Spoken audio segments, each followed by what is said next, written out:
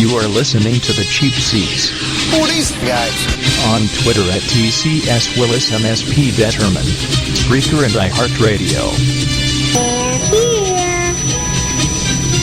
here. Here is Steve and Steve. Oh my God. They found me. I don't know how, but they found me. Ah, boy, here we go.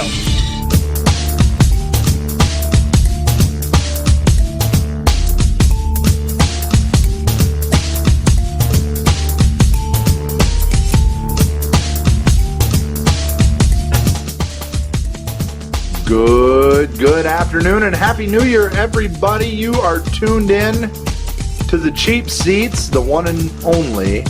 It is 2016, and we're still here. I don't know how that happened. Hello. I gotta say it twice. You go, good morning. Yeah, that's right. Do I have to say it twice? Yeah, no. Okay. No, you don't have to say Hey, it. it's good to see you. You don't Happy have to New say Year it to you. once, I just wanted to say it once. I wanted to be like the big boys, you know, be like the cool kids. Yeah. Well, if you're like the cool kids, you're like one of only 12 teams left. Boy, I tell you, in the NFL. Remember how we were? It just seems like yesterday we were saying, God, I wish the NFL would get here.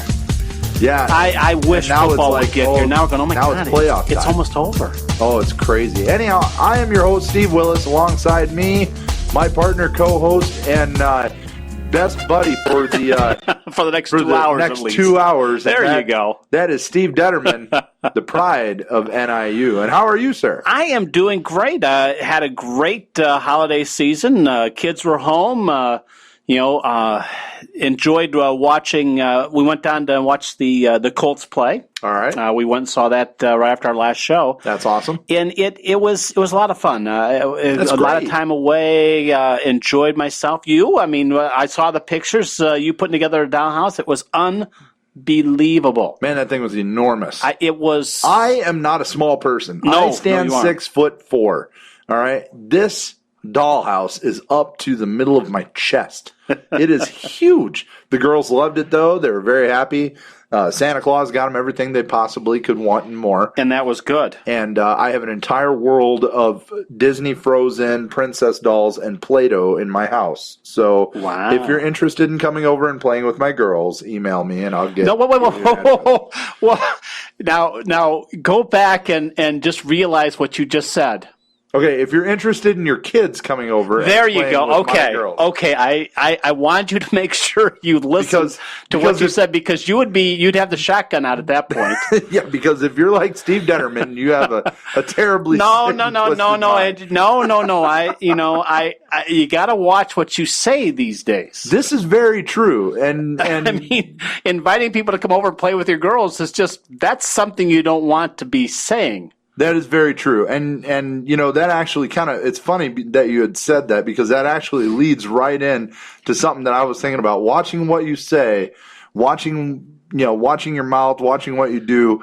Out of all the stories that we saw on Black Monday, just this past Monday, after the NFL season ended and with it, coaching careers of a handful of NFL coaches, one that did not get the axe, neither coach nor GM, that really surprised me was the Indianapolis Colts. I was very surprised with all of the friction that we had heard between Chuck Pagano and the general manager there, that neither ended up leaving. Jim Irsay pretty much told both of them, this is one sandbox. You both have to play in it together. Be nice and get along. I thought it was very interesting. Did you see the press conference, or at least the end when Jim Irsay, he was in between both of them? Yes. How uncomfortable did the general manager look? Because Jim Irsay was all play and handy with Chuck Pagano, and the general manager just sitting there by himself. I'm just going, I got a feeling he's on a very, very short leash. And if Chuck says, I want him gone, he's gone. He looked so uncomfortable. My. I mean, it was...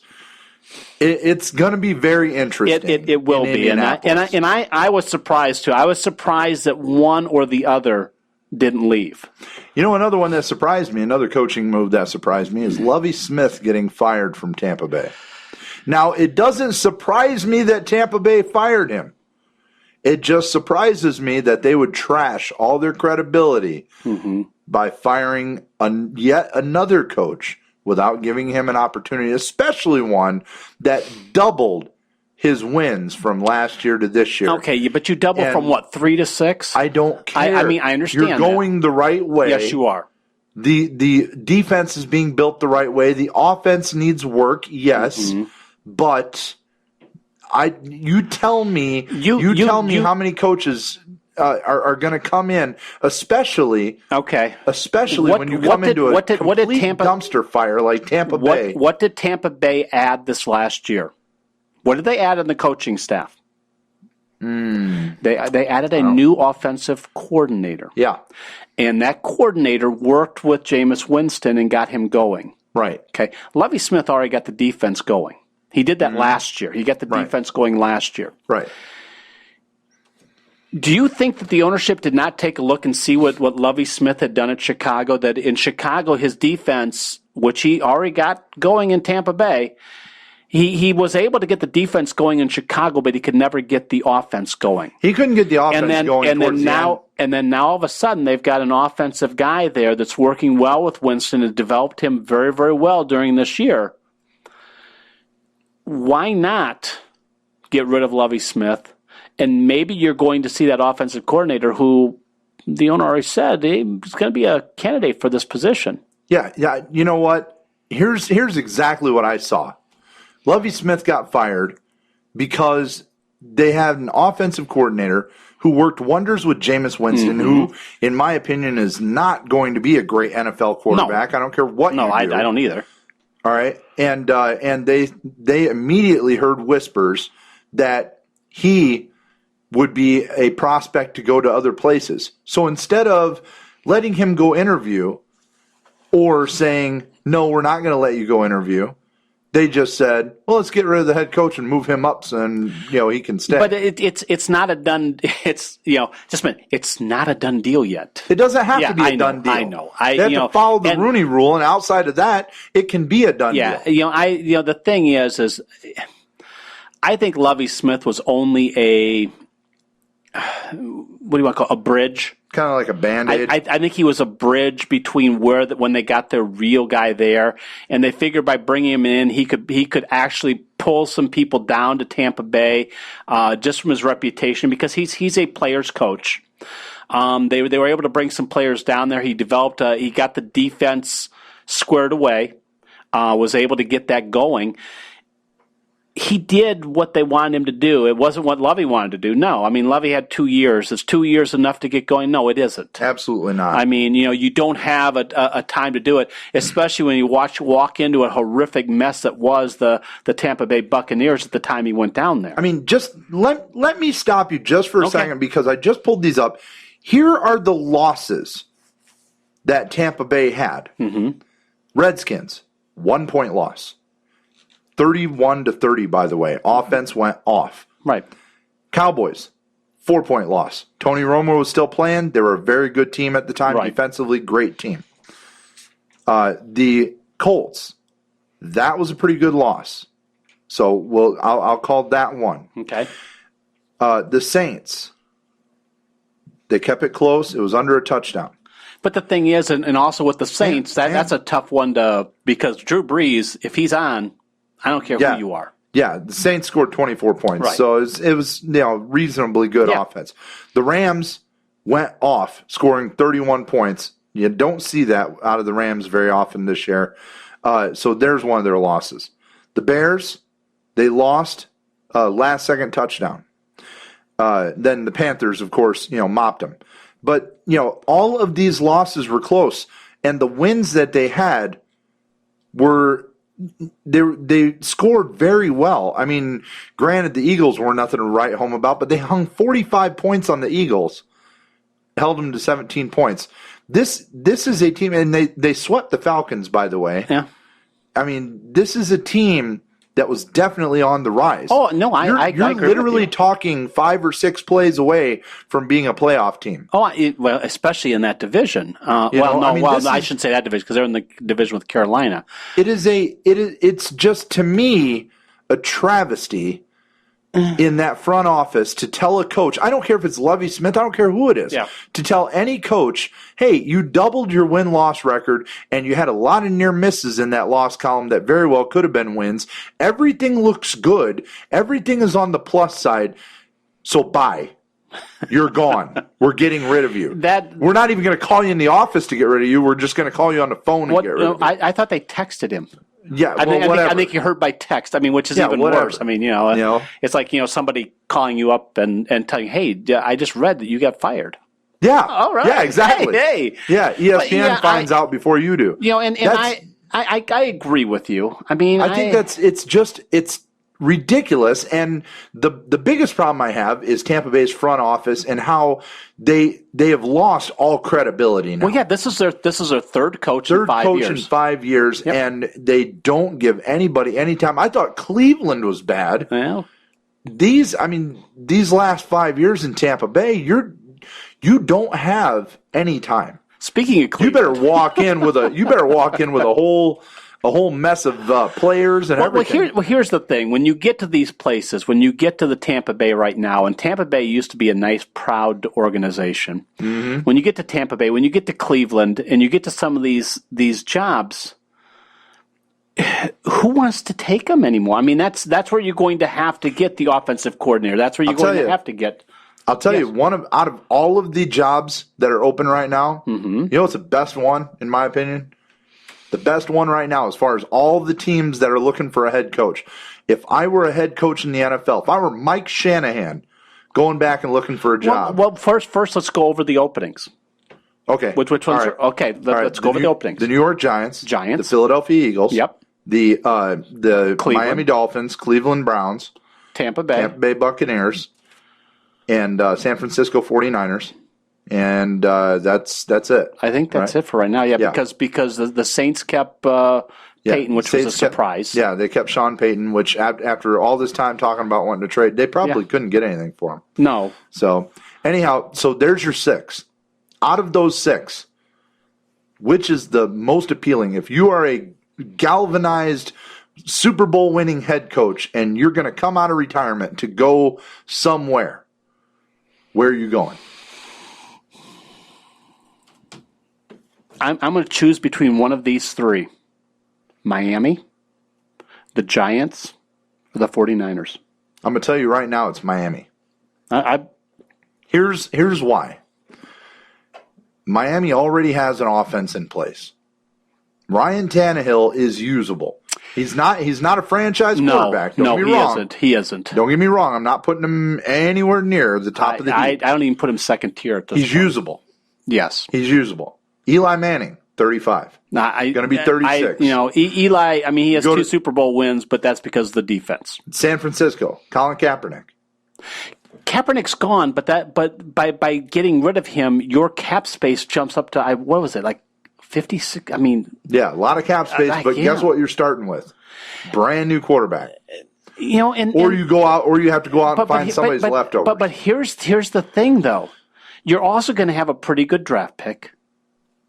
You're going to be able to put together what you want. You're going to have a reasonably good draft pick with Miami. Yeah, but you still have Tannehill. You have. So you're a step ahead. No, because you have a controversy still. Even you bring in a new guy, you got a controversy. You're gonna. If you go to San Francisco and you get rid of Kaepernick and you draft one of these kids, you're starting. Everybody knows what you're going to start with, and this is what you're going to be working with. And you've got the ability to put this thing together yourself. That's the thing. I mean, San Francisco's not that far away from a playoff team. You know that. They're not that far removed. And if you put someone in there in the right situation, I think San Francisco could be a very viable option. I agree with you. Like I said Miami, the Giants, and San Francisco. Miami's a good place to go in right now, and you've got enough pieces together that it wouldn't take much to get going. The problem is the pieces you have, I don't think they're long lasting. I don't think they're ones that you're going to want after a couple of years. I think they would be a good team for, like I said, like a Mike Shanahan or a Bill Cowher or somebody who knows how to put pieces in place. I don't think they'd want to go in there. I think they would be a good team to go do something like that. Now, if you are a young offensive coordinator or defensive coordinator that wants to come in, build your own brand, and start out with a bunch of talent, Philadelphia is the way to go. Philadelphia has enough talent and enough names that you can go trade for talent. They have building blocks there. Chip Kelly lost that team. I would say damn near out of the gate. Oh, well, he lost the team. I think he lost the team when he traded for Bradford. Yeah, when he got rid of Nick Foles. When he got rid of Nick Foles, and he let LaShawn McCoy go, right? That was the end of that team. Yeah, and the fact that he lost the team. If you lost the team, I don't care how talented they are, they're not going to play for you. No, they don't care. No. They care even less. They care less that you want it more. But I think the problem with going into that team is you've got the whole bad attitude in there. I mean, I think that attitude goes when Chip Kelly goes, though. I mean, remember, these guys, regardless of their attitudes, these guys all have the same. They have the same intuition in life. They want to make money playing football, that's and true. They want to win championships. Yeah. That's what they want to do. I think you talent, get somebody in there. I think talent-wise, right now, yes, that's a great situation to walk into. Yeah, if you walk in, if an Adam Gase walks in there, offensive coordinator, I think if he walks into a place like that, he could easily build that offense into something. But I'm still not sold on Sam Bradford. I'm not sold. I'm not sold on Bradford. No, I'm not sold on. I wasn't sold on Bradford when he was with the Rams. Louis, no. Yeah, I wasn't sold on Bradford. Not at all. So, but I do like that idea. Yeah, I agree with you. So not only are we going to see 6 new coaches next year, and who knows if anything else happens in the offseason, we're also going to see at least one new team in a new location, or the same teams, but in a new location. We're going to see one team at least in Los Angeles coming up. You would hope. And did you hear about the 3? Did you hear the 3 that have been? Obviously, let's run it back. We got San Diego, Oakland, and St. Louis. Of these 3, I like the Raiders going. I really like San Diego going. I'm not 100% sure about St. Louis just out of the fan base standpoint. I know historically you had the Rams in L.A., you had the Raiders in L.A. I want it to get back to the Los Angeles Rams. You really would want to see the L.A. Rams? So you want a team in San Diego, a team in Oakland, and a team in Los Angeles. Literally, I mean, the 3 of them so close together. That's how it was. I know, and it was awful. Okay, here's the thing.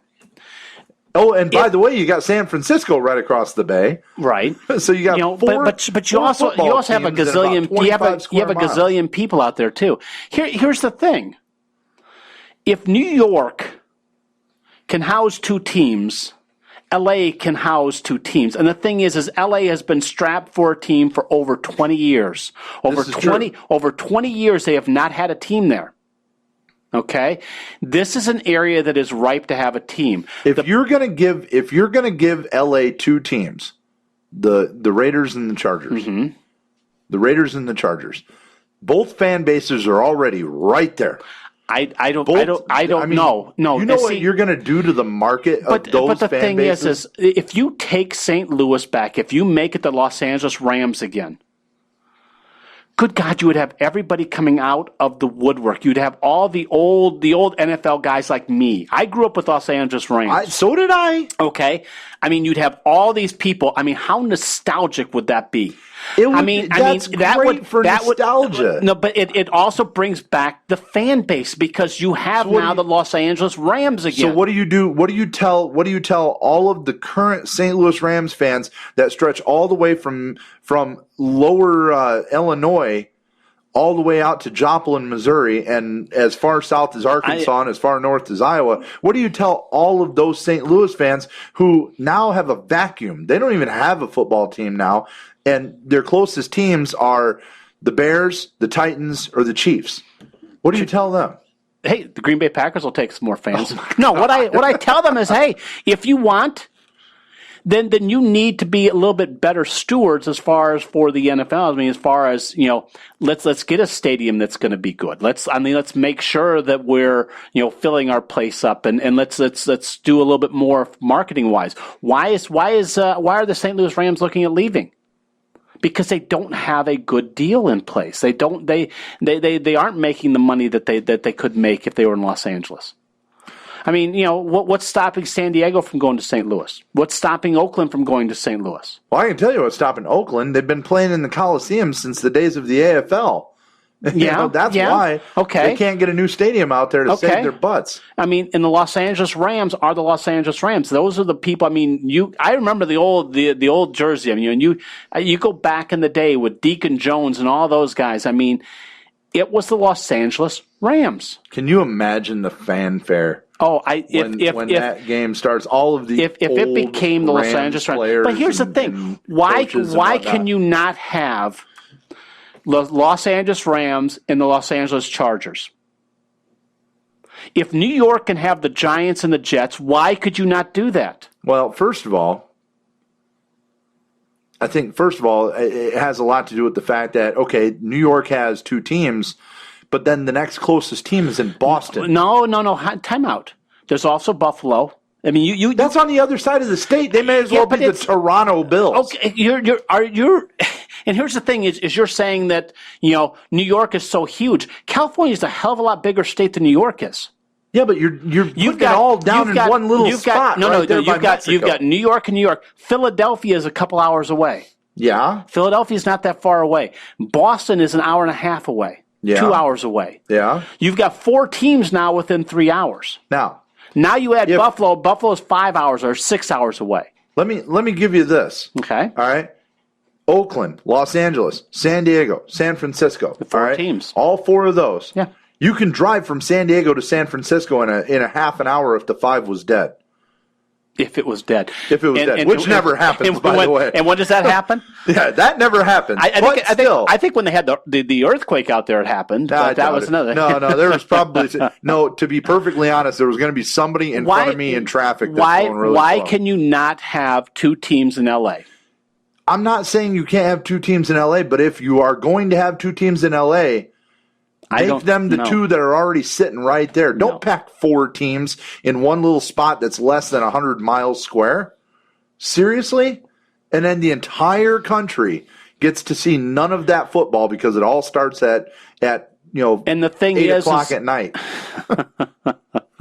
It starts at the same freaking time as out here.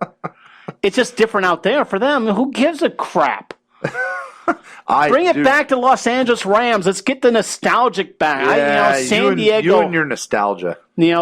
Tell Oakland to stay where the hell they're at. I do like Oakland being in Oakland. I like that because I don't understand. It is the Raiders. It's the silver and black.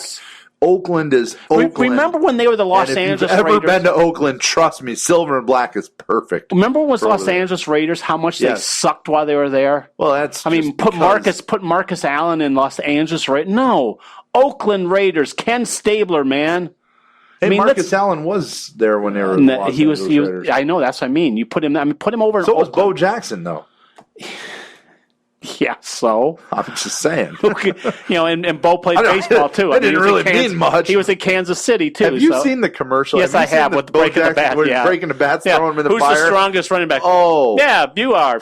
That is great. He's like, I don't know. Let me think. He's looking up in the air and he's snapping bats over his leg. Yeah. I want to believe in my mind they didn't score any of those bats, and he can still do that. I want to believe that. I don't believe that he can do that. He's got that reconstructed hip. I bet they, I don't know. The only man I've ever seen run out of his own hip. When he did that was just... He was a beast. That guy was a monster. His legs were too big for his body. And I don't think he gets credit for what he did in baseball either. No, not at all. I mean, there's the only person though that I could see actually. I mean, have you ever seen when if he'd break loose on a run? Yeah, and he would do those really long strides. The only thing that I can the only thing that it I could possibly place is if maybe like a gazelle or something was striding down the field. Those strides were like 3 yards at a time. Who will ever forget watching him for that one touchdown run out of the Coliseum? Yeah. Remember he ran, because he was going so fast he couldn't slow down, and then when he hit the track, you can't stop because you'll just slide in your ass and you go flying. He ran right out of the stadium until he slowed down, then turned back and came back in. Yeah. Oh, that was just ridiculous. That's a penalty now. What, running out of the stadium? Yeah, you run out into the tunnel as a penalty. Well, I don't think he has a choice on that one. No, he didn't have a choice. Player safety, I'd argue that one every day. Yeah, and the thing is that, now if you ran out and you came out with a hot dog and a Coke, then you'd have a problem.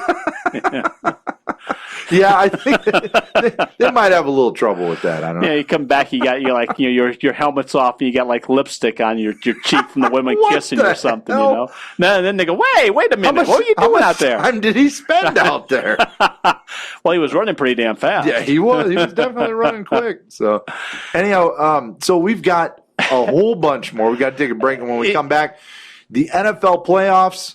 If you are a fan of one of the final 12 teams, you are thrilled right now because it wasn't easy getting in for a few of them. Some of us aren't that thrilled. And then there are some of us who aren't that thrilled, but they got lucky in their draw. We're going to talk about that. That's coming up right on the other side of this. This is the Cheap Seats on XCRS Radio. Hey, this is Maximus and the Bartender. Make sure you're checking out our brand new show bringing sports talk to you right here live on Extras Radio. Tune in every Tuesday night, 6 p.m. for all the latest sports news. NFL, baseball, basketball, hockey, you name it, we got it. And make sure you check Extras Radio out on Facebook as well. You can get there through XERSradio.com.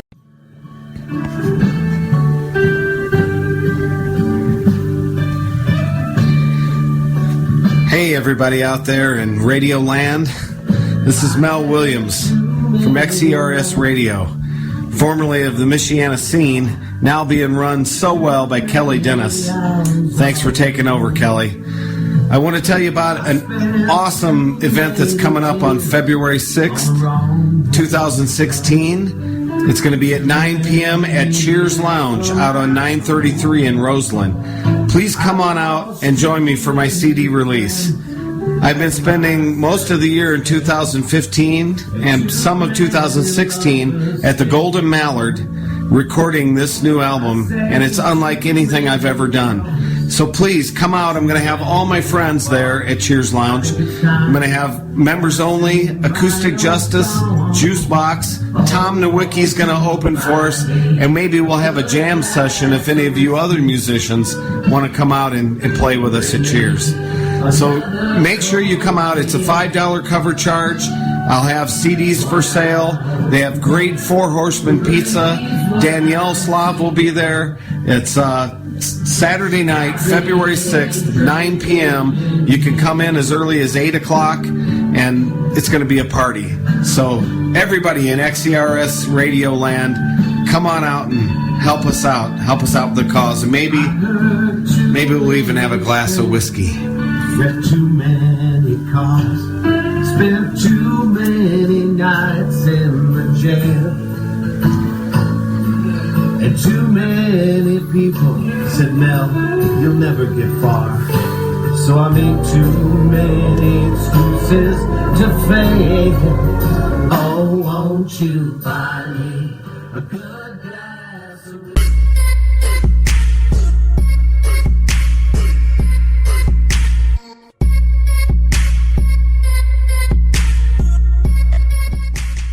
Cheap Seats on XCRS Radio, brought to you by State Farm Insurance.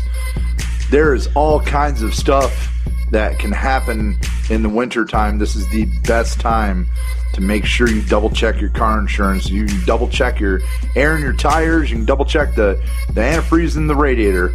But you don't want to forget to double check your car insurance. You can do that with the discount double check from State Farm. Call your local State Farm agent if you're in the area.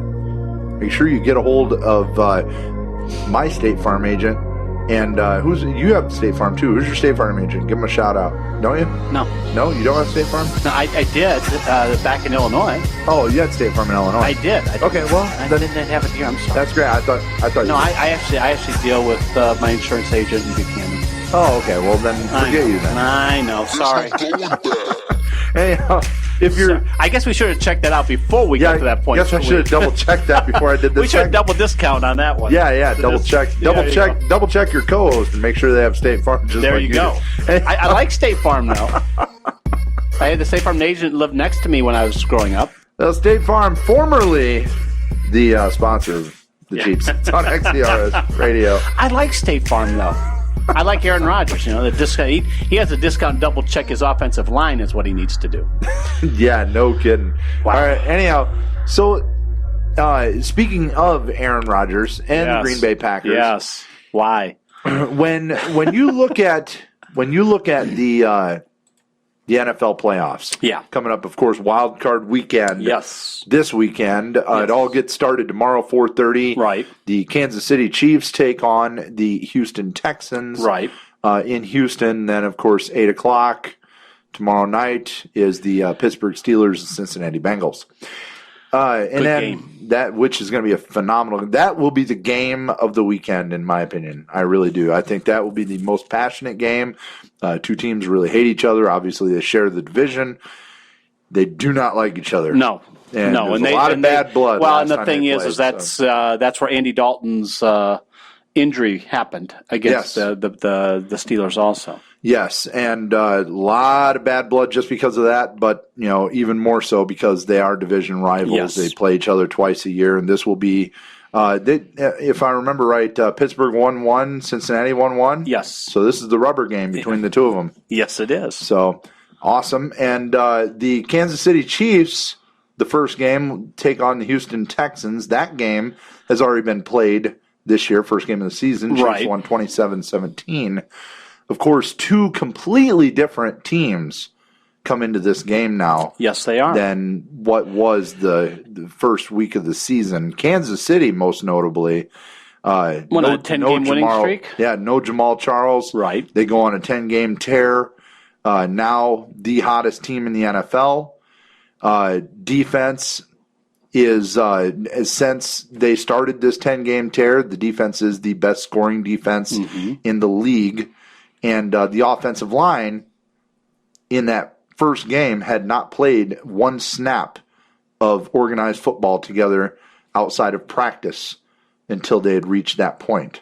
So that offensive line is now fine-tuned. They look a lot better, giving Alex Smith a lot more time. The offense has opened up. J.J. Watt on the other side has looked fairly muted at the beginning of the season. He started to open up towards the end of the season. Of course, Houston could not clinch a very sad division until the final week of the season. But you got to remember, they also went through a lot of quarterback woes, too. Yeah, their biggest issue was the fact that they could not keep a quarterback upright or a quarterback on the field.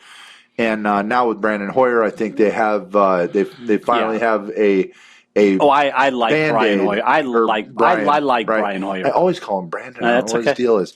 Anyhow, he needs to change his name to Brandon. Just make. I don't think so. I think he likes it just to tick you off a little Whatever. bit. Anyhow, so you have Hoyer under center. Yep. Which obviously the Chiefs who started for the Texans the opening game? Who was that? It wasn't Hoyer. It was who was the guy that then went? He actually was playing later in the season. Yeah. Didn't he go to Dallas and went somewhere else then? Not Whedon. Wasn't it Whedon? Was it Brandon Whedon? I think it might have been Whedon. Yeah, it very well could be. Either way, so here's what we got. The Chiefs go in on fire. They're going into Houston. Mm-hmm. They're getting key pieces of their defense back. Justin Houston's back. Dee Ford is back. Tom Bahali did not practice, but I would assume he will play. They took the cast off his thumb. Mm-hmm. His knee, they said, was something minor. Jeremy Maclin with the hip is going to play. I mean, all the major pieces of that offense and defense are back, save for Jamal Charles. So the team is back at full strength. You have Houston, who has found new life under Hoyer, but the defense is still not quite up to what everybody thought it was going to be.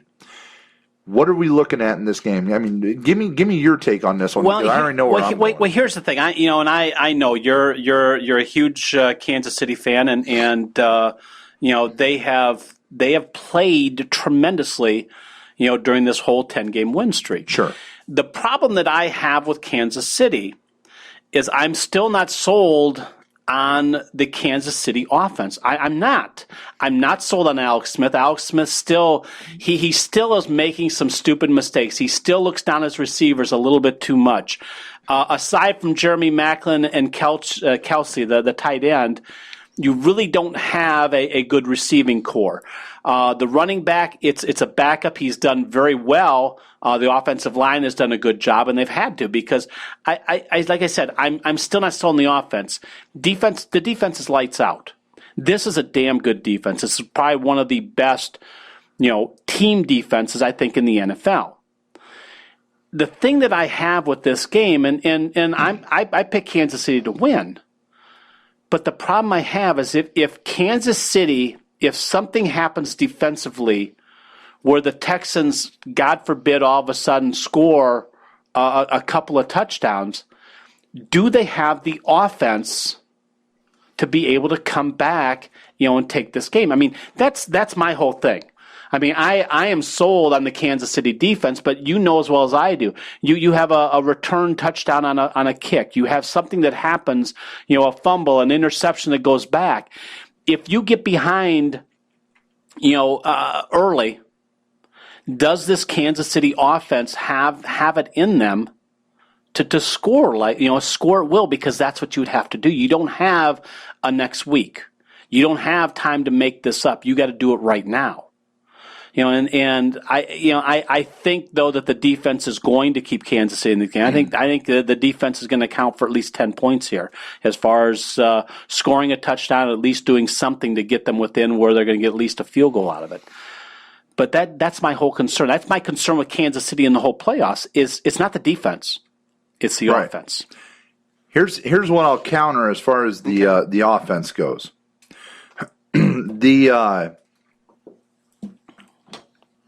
The Kansas City Chiefs lost Jamal Charles in the Bears game. That was beginning of October. Since then, and we'll take the Vikings loss and then the Steelers win, we'll put those aside. The game that I thought really turned it around was the Lions in London, that game. That was the game that we saw Charkandrick West. That was the game that we saw Jeremy Maclin break out. That was the game we saw Alex Smith rush for over 100 yards. Alex Smith, the quarterback. Yeah, no, I know who he is. Who, by the way, has rushed for over 500 yards this year, which would really that shocks me. I'm sorry. All right.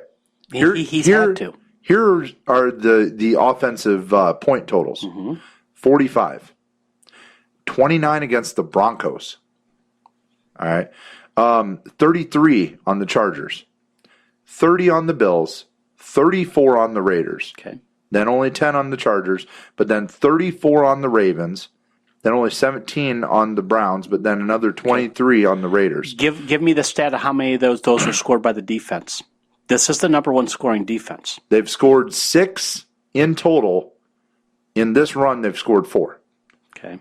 So, but the rest has been on the offense. How many of those were set up by the defense? The defense may not have scored, but that to me though doesn't. I mean, I see where you're going with this. Okay, and you start with a short field, it makes it easier. And that's when you start at the 20, but you still have to close it out. You still have to close it out. Kansas City last year could have started in the red zone on every play. And not made it. I understand. They would have been a team full of field goals. But do you understand what I'm getting at? Oh no, I totally see where you're coming from. Yeah. But their offense is greatly the offense is far more improved. It has, but without Jamal Charles. But the thing is we're not talking. Charles. We're not talking Detroit. Right. We're not talking the Bears. We're not talking these teams. We're talking playoff football now. Right. I mean, we're talking caliber football, and the Denver Broncos. Yeah, you put up 29 against the Broncos. Yeah, they were quite a few other teams. There are some other teams that do that too, though. The Broncos have a very good defense. I think they are number one defense. I think they are the number one. Still. Yes, they are. Yeah, but that still is not the same team as it was either. Certainly. Certainly. But then at the same time, like I said, but as every a team has but grown. as a team that relies and I'm not going to completely defend Kansas City because I don't think Kansas City's making a Super Bowl run. However, I do think they're the most dangerous team in the wild card position. See, and I told you 3 weeks ago, one of the last times we did, like 4 weeks ago. 3 weeks. 3 weeks. So no, I think it was 1 week before our last show. Oh. That the two teams that I think that should be feared the most in the AFC were Kansas City and Pittsburgh. Yeah. Those were the two teams. I absolutely agreed with that. Those were the two teams I said to watch out for. Certainly. Because when you put the offense that Roethlisberger can put together, when you have the receiving core that he has to go to. Right. It makes that dangerous. And Kansas City, what makes them dangerous in my eyes is the defense that they have and the ability to score off the defense. That is just something you can't count on, on a normal basis. But with Kansas City, you usually can. Is Marcus Peters your Rookie of the Year?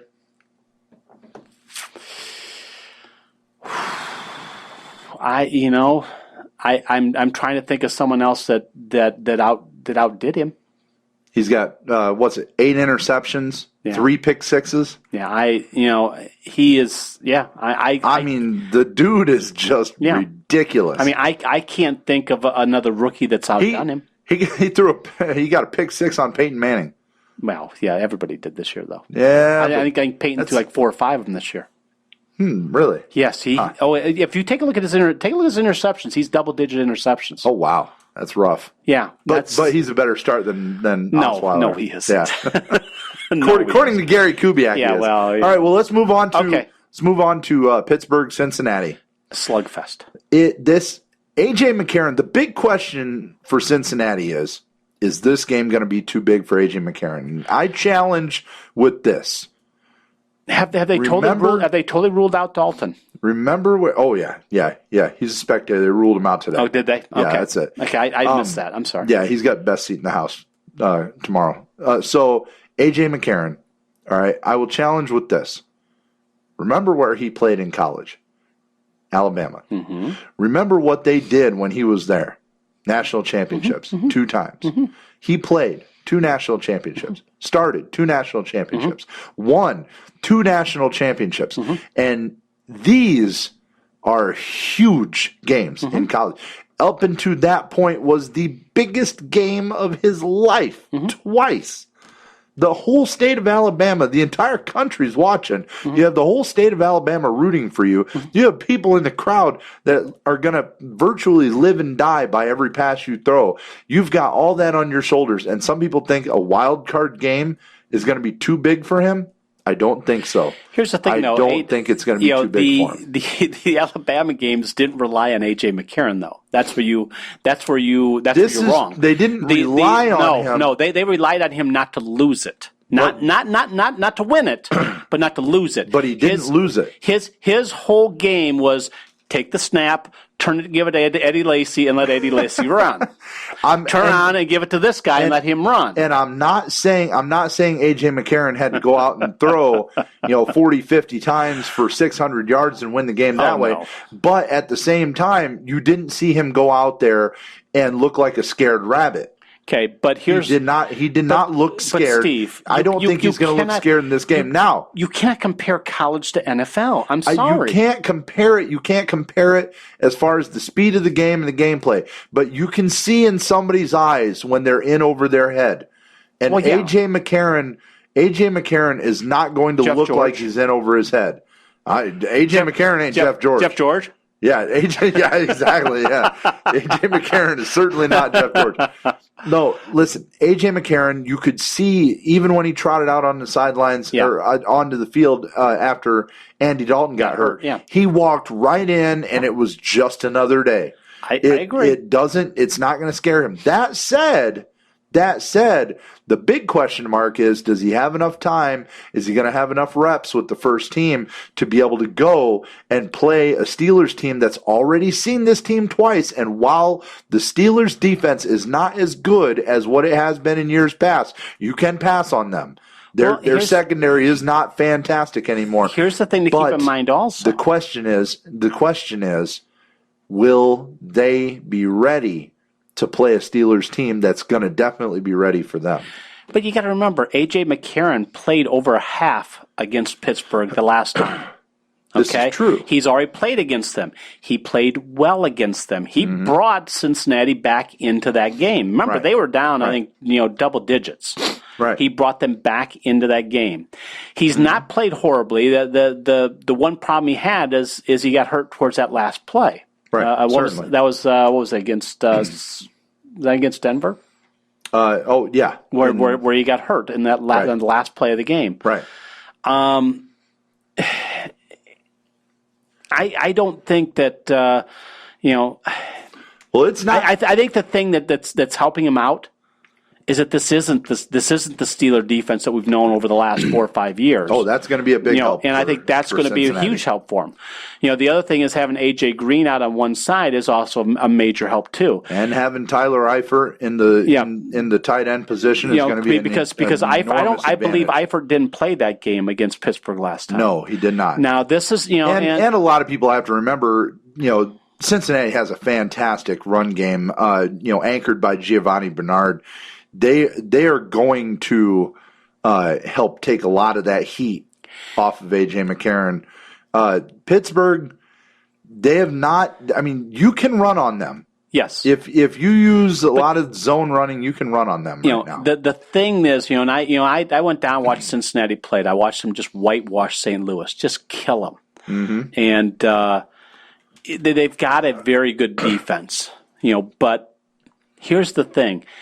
If this gets down to a game where it's going to be a shootout, they lose. Oh, certainly. If it's a shootout, Pittsburgh is going to win that. If Ben Roethlisberger starts getting hot and his two wide receivers start going nuts, it's over. Yeah, I mean, if you get Antonio Brown and Martavius Bryant going, and the thing is, not Antonio Brown, you got to get Martavius Bryant going. Yeah, Antonio Brown's going to go. No, he's ready to go right now. Because Bryant hasn't played that well over the last 3 games. Right, Bryant is going to be the question. If you get him going along with Bryant, with Brown, they aren't going to be stopped.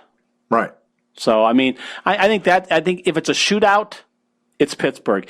If it is a tough, close game, if it's a hard hitting, beat 'em up game, I put Cincinnati in that.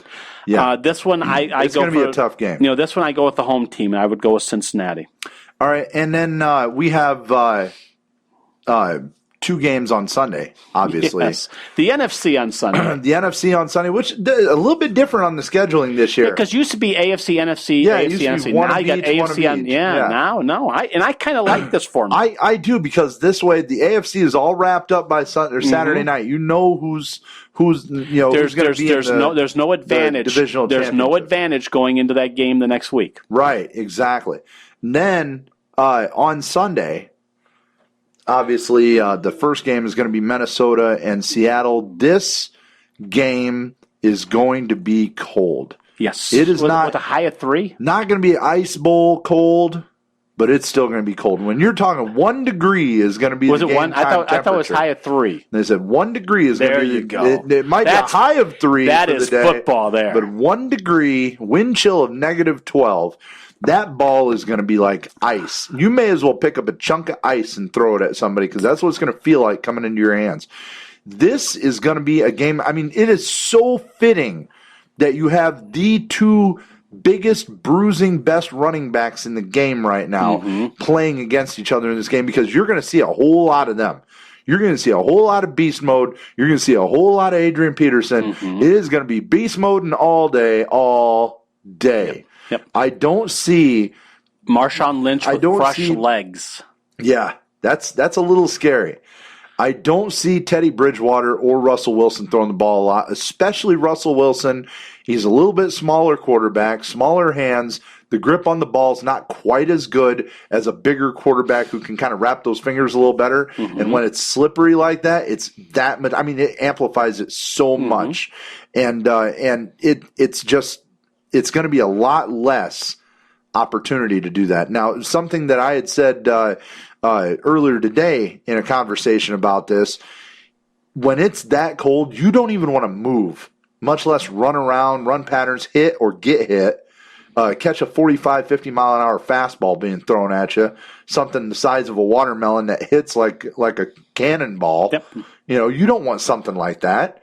You're going to see a few short arm grabs here if the passing game has to open up at all.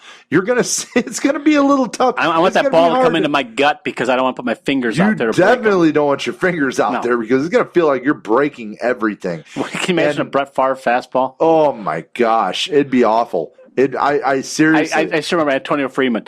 I think he used to sit there and gloat about all the fingers he would break. And it was a very interesting tweet actually came out. It was the kicker for Seattle or Minnesota rather. I can't think of his name. Oh my God. Right now. He tweeted this morning. He said, "Go into the freezer to take out some kickballs for game day." There you go. Well, you got to get practice. Oh man, Can you imagine the pad on your foot? Could you imagine kicking one of those? No. Thanks. That's not going through the end zone. No, you're like coach calls you out for a 50-yard field goal. You're looking at him going, No, you need to go for it. It's like, I know it's 4th and 7, but you got to go for it, dude. Sir, I can't kick that that far. My leg is broke. Well, you're walking on it fine. No, I'm not. No, that's a brick. Yeah, I'm not. I'm not kicking that. But and here's the thing: you've got beast mode coming into this game with fresh legs, right? But rusty. Right. And you're going against Adrian Peterson, who had some back issues this last week against Green Bay and had to leave early. He did say those back issues are fine. Personally, do you think he's not going to say that? He's full participant in practice all week. Back issues for me mean nothing. Back issues, couple of shots of cortisone, you're good for the game.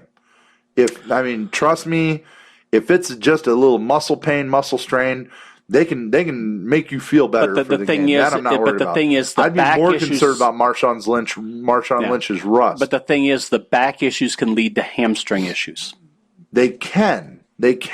I don't necessarily think they would. When you're dealing with something like this, you're not going to be doing a lot of long striding anyway. When you're playing in that much cold, you're not going to be doing a whole lot of long striding and long running. So I really don't foresee that being an issue. I don't think either one of us do any long running anyway. So. No, I didn't. No. The longest run I get is from the couch to the fridge and back. Wow, you go that far? Yeah. Well, that's only when the kids are asleep. I get mine from my chair up to the TV table to grab something back down. Well, that's only when the kids are asleep. There you go. When they're up, so they go get it for Delaney can open she can crack a beer and I taught my kids how to do that at a young age also. Good absolutely. for you. But no, it's going to be. I think it's going to be an excellent game. I think it's going to come down to the run game also. I mean, I don't see any of them throwing it. I will give him this, though.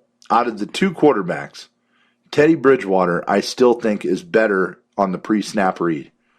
I think he will be able to play that chess game with Seattle's defense, with Seattle's good run stuff defense. He is going to watch those run blitzes, and I think he will be able to check out of a lot. He can read defenses a lot better than what a lot of people give credit for. These two teams played not too long ago. And they played up in Minnesota. Right. And it wasn't a pretty game. No, it was ugly. And to be honest with you, I don't think it's going to be as ugly, but I think we're going to have the same result. I really like Minnesota in this game. I think they learned a lot from that game. And I think they're playing a lot better right now. I honestly think if it was a little bit warmer, I would give advantage to Seattle just because right now their passing game is playing very well. However, I would counter that with saying Stephon Diggs is a game changer, and if you can get the ball in his hands, he can, or Stephon Diggs. I was going to say Diggs. I was going to say, where are you going? Where are you going at? Stephon Diggs, game changer, and he a name changer. Yeah, name changer. he's somebody, you get the ball in his hands, man, and you're talking about somebody that can completely. I mean, you're talking at any point an 80-yard touchdown run. So that is something that we're probably not going to see a lot of in this game. No, I think Seattle's defense is playing just too tough right now. I see, at the most Minnesota scoring maybe 10 points, maybe.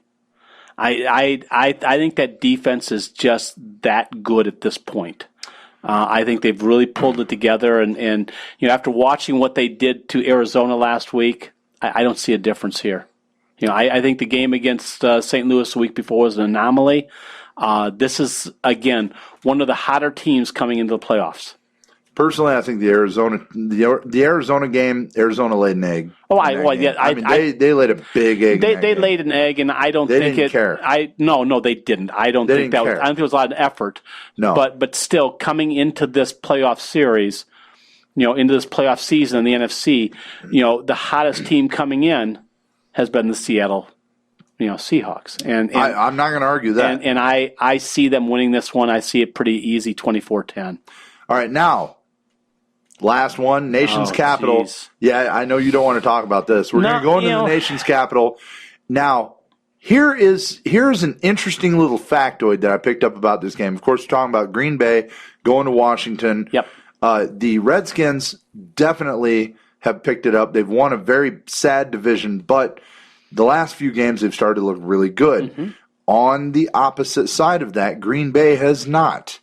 They've kind of stumbled into the playoffs, for lack of a better term. Of course, losing the division to Minnesota last week, and they haven't looked very good. Did they lose?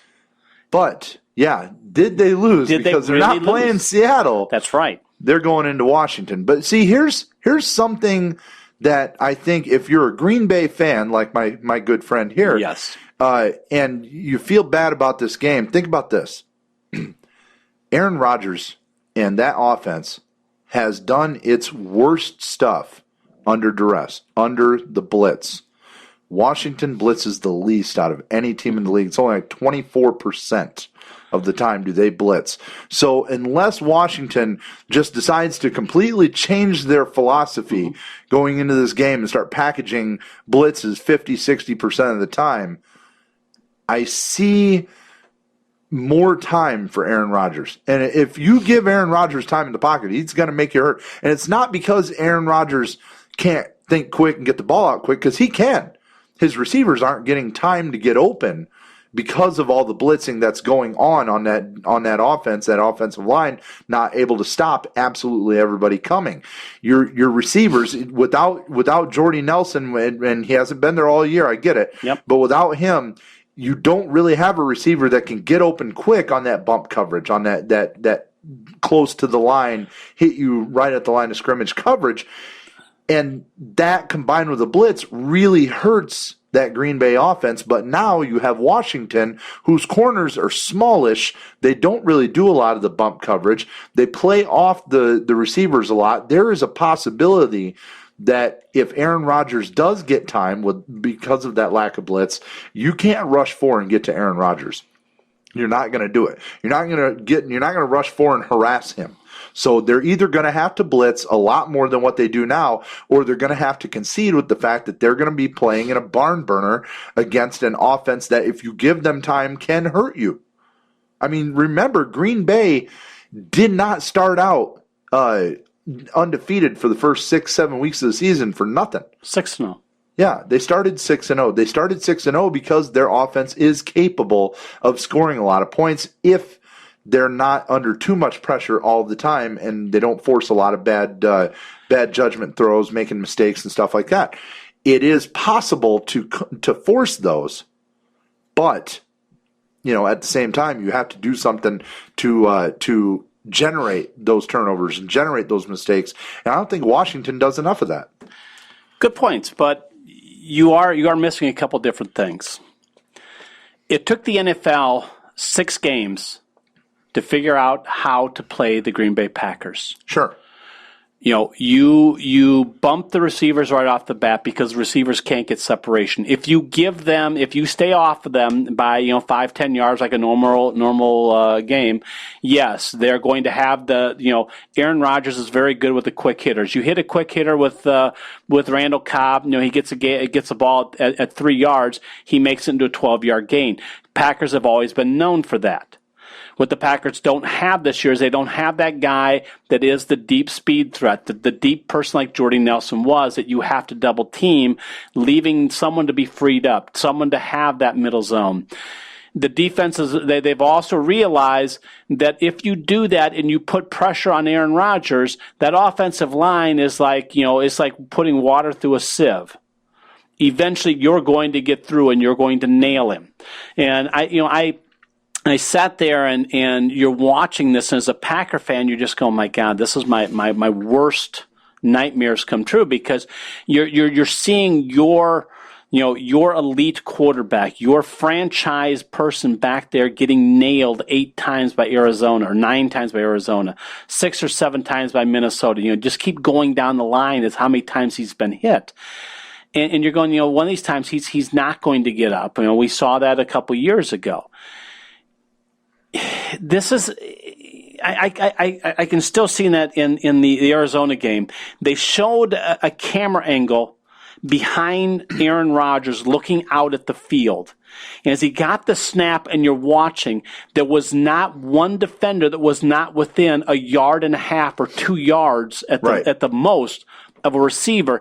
And as a quarterback, you're looking and going, what the hell am I going to do? Right. And then you've got a defense beating down on you because the offensive line is put together with Band-Aids and glue, and that's about it. And you're going, okay, now what do you do? Right. Okay, your running back is not running because he was too fat coming out of training camp. He wasn't in shape. And then they say, oh, no, everybody says that. No, it's just this. No, it's still that. And the sad thing is he's gained over 800 yards this year. Right. He's gained over 800. Starks has gained over 600. But they have not done it in a consistent manner that, they've dominated a game to where you can, hurt them with the pass. Now, I go back to the other thing. The last time Green Bay played Washington, I think they put up like 54 points. Right. That was a couple years ago. That was during the RG3 days. Mm-hmm. This is a different team. It really is. No, it's not a great team. And I be honest with you, I think Green Bay goes in and takes that game. I don't see this as a long postseason for the Packers. I think they're going to be a one and done. I don't think they'll get by. If they get by this week, they will not get by the next week. But this is a team that, without that deep threat, without that person that you have to double team, it's a very mediocre team. And it took the NFL 6 games. They go, oh, they started out 6-0. Yeah, they did, because what happened was, as the NFL remembered the Green Bay Packers of the last couple of years, where you had to play back. You had to do this. Right. You couldn't blitz Aaron Rodgers because, by God, if you did, he was going to burn you. Right. No. Denver showed them the key. You do this and put pressure on him. He has nowhere to throw the ball. Right. I've been surprised that Aaron Rodgers' interceptions are still below 10. I think he has 8 on the year. That's for what he's been given this year, to throw for 30 touchdowns and still have, say 8 interceptions. Mm-hmm. To me, that's an MVP. It's not going to get it, but for what he's been given, that's an MVP year. Because looking at what he's had to deal with for the last 10 games, good God, how you got through that and stayed up and you're standing on your 2 feet has been something. So I see this game. I love Kirk Cousins. I love how he plays. He he's rejuvenated that offense in Washington. And I think that's it's neat to see that, because I really don't care for RG3 myself, and I'm glad to see someone else showing them that yes, you can play football in Washington, you can be a quarterback there. But I just don't see them being able to handle Green Bay, because I don't see I see what you see. They are not a blitzing team, and when you try and take a team and have them do something that they don't normally do, there's a lot of mistakes because people aren't used to those assignments. They aren't used to doing what they did. And you're going to see the mistakes. And I think Aaron Rodgers will pick that apart. And I don't see Washington having the offense enough. Even though the defense for Green Bay isn't that great, they are good enough to where I think they can hold them down. And I think Green Bay will win this by a couple touchdowns. Like you said in the Pittsburgh game, if it becomes a barn burner, you like the Steelers. If it becomes a barn burner, I like Green Bay. However, I think the phrase that you're going to hear a lot is going to be Kirk Cousins to Pierre Garçon, because I think Green Bay has a hard time covering a wide receiver that fast right now, and that's not going to be helpful. So either way, never despair, my friend. Anything can happen in the playoffs. Anything can happen in the playoffs. And here is proof of anything can happen in the playoffs. This is the 3-year anniversary of this play. Shotgun for Tim Tebow. Short motion is Eddie Royal. Tim play fakes in the pocket. Sets, throws, pass caught. Demaryius Thomas out over the 45 midfield. Here we go. 40, 35, foot race, 20, 15, 10. Touchdown, Denver! Tim Tebow. This was his whole career right here. Tim Tebow. Tim Tebow wins in overtime. This made his career what it is, which is absolutely nothing. The first play of overtime, he beats the Steelers. And, I just pulled that clip. I watched that game, too. Courtesy of KOA in Denver. I've watched that clip on YouTube, and after that play, if you see the entire Steelers bench, if it was snowing, their chins would have been cold. They were all on the ground. They couldn't believe what was going on. It was crazy. Anyhow, when we come back, we're going to give our wild card weekend predictions. Plus, in just a little bit later, we got finally we know who's going to the Hall for next summer for baseball. 2 guys made it, and then there was a whole bunch of them that didn't. We're going to talk about that. Plus, what did Johnny Manziel and Robert Griffin III have in common? I'm going to tell you right on the other side of this. You're listening to the Cheap Seats on XCRS Radio. Broadcasting to the 4 corners of the earth, Michiana Edge, every Sunday night, 7 p.m., XCRSradio.com. You stick with it, and you're passionate about it, you'll get better. Climb aboard Starship Comedy and join co-hosts Adam Nielsen and your beloved comedian, Colton Cole, as we boldly go where no internet radio team from Michiana has gone before. I am a legend from the future. We will travel to the comedy underworld so you will know where's the show. I miss when drinking was fun, though. You know what I mean? Like, before it was like a problem. You know? If it's funny or it's cool, we will cover it. Hey. See what I did there? I was sent from space. Dude, that's gold. Just like my jokes. Your mama must be so proud. Why can't you love me? Hi, I'm John Brasser from Team Consulting, Inc. At Team Consulting, we can help your business navigate the maze of governmental regulations that can be overwhelming for any business. We offer over 60 years of experience in environmental engineering, safety consultation, and ISO 9001 quality solutions. We're located right here in Michiana. Give us a call at 574-229-0927. Tell them you heard it on XERS Radio. I've been Mishawaka so alive. Where do you go when you're looking for great food, a cold drink, and some of the best local live music? I go to the Phoenix, located on the corner of Lincoln Way and Main Street in historic downtown Mishawaka. Thursday nights, it's open jam with $2 well drinks. Friday and Saturdays, there's always live music with no cover charge. Great food, cheap drinks, excellent service. The place to be is the Phoenix. Contact Kickstart Studios, audio recording services for all your recording needs.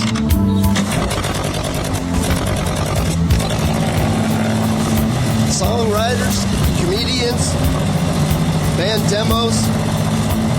commercials, voiceovers, narration, sound effects, background music, give us a call, 574-274-8046. Kickstart Studios at Comcast.net or like us on Facebook at Kickstart Studios.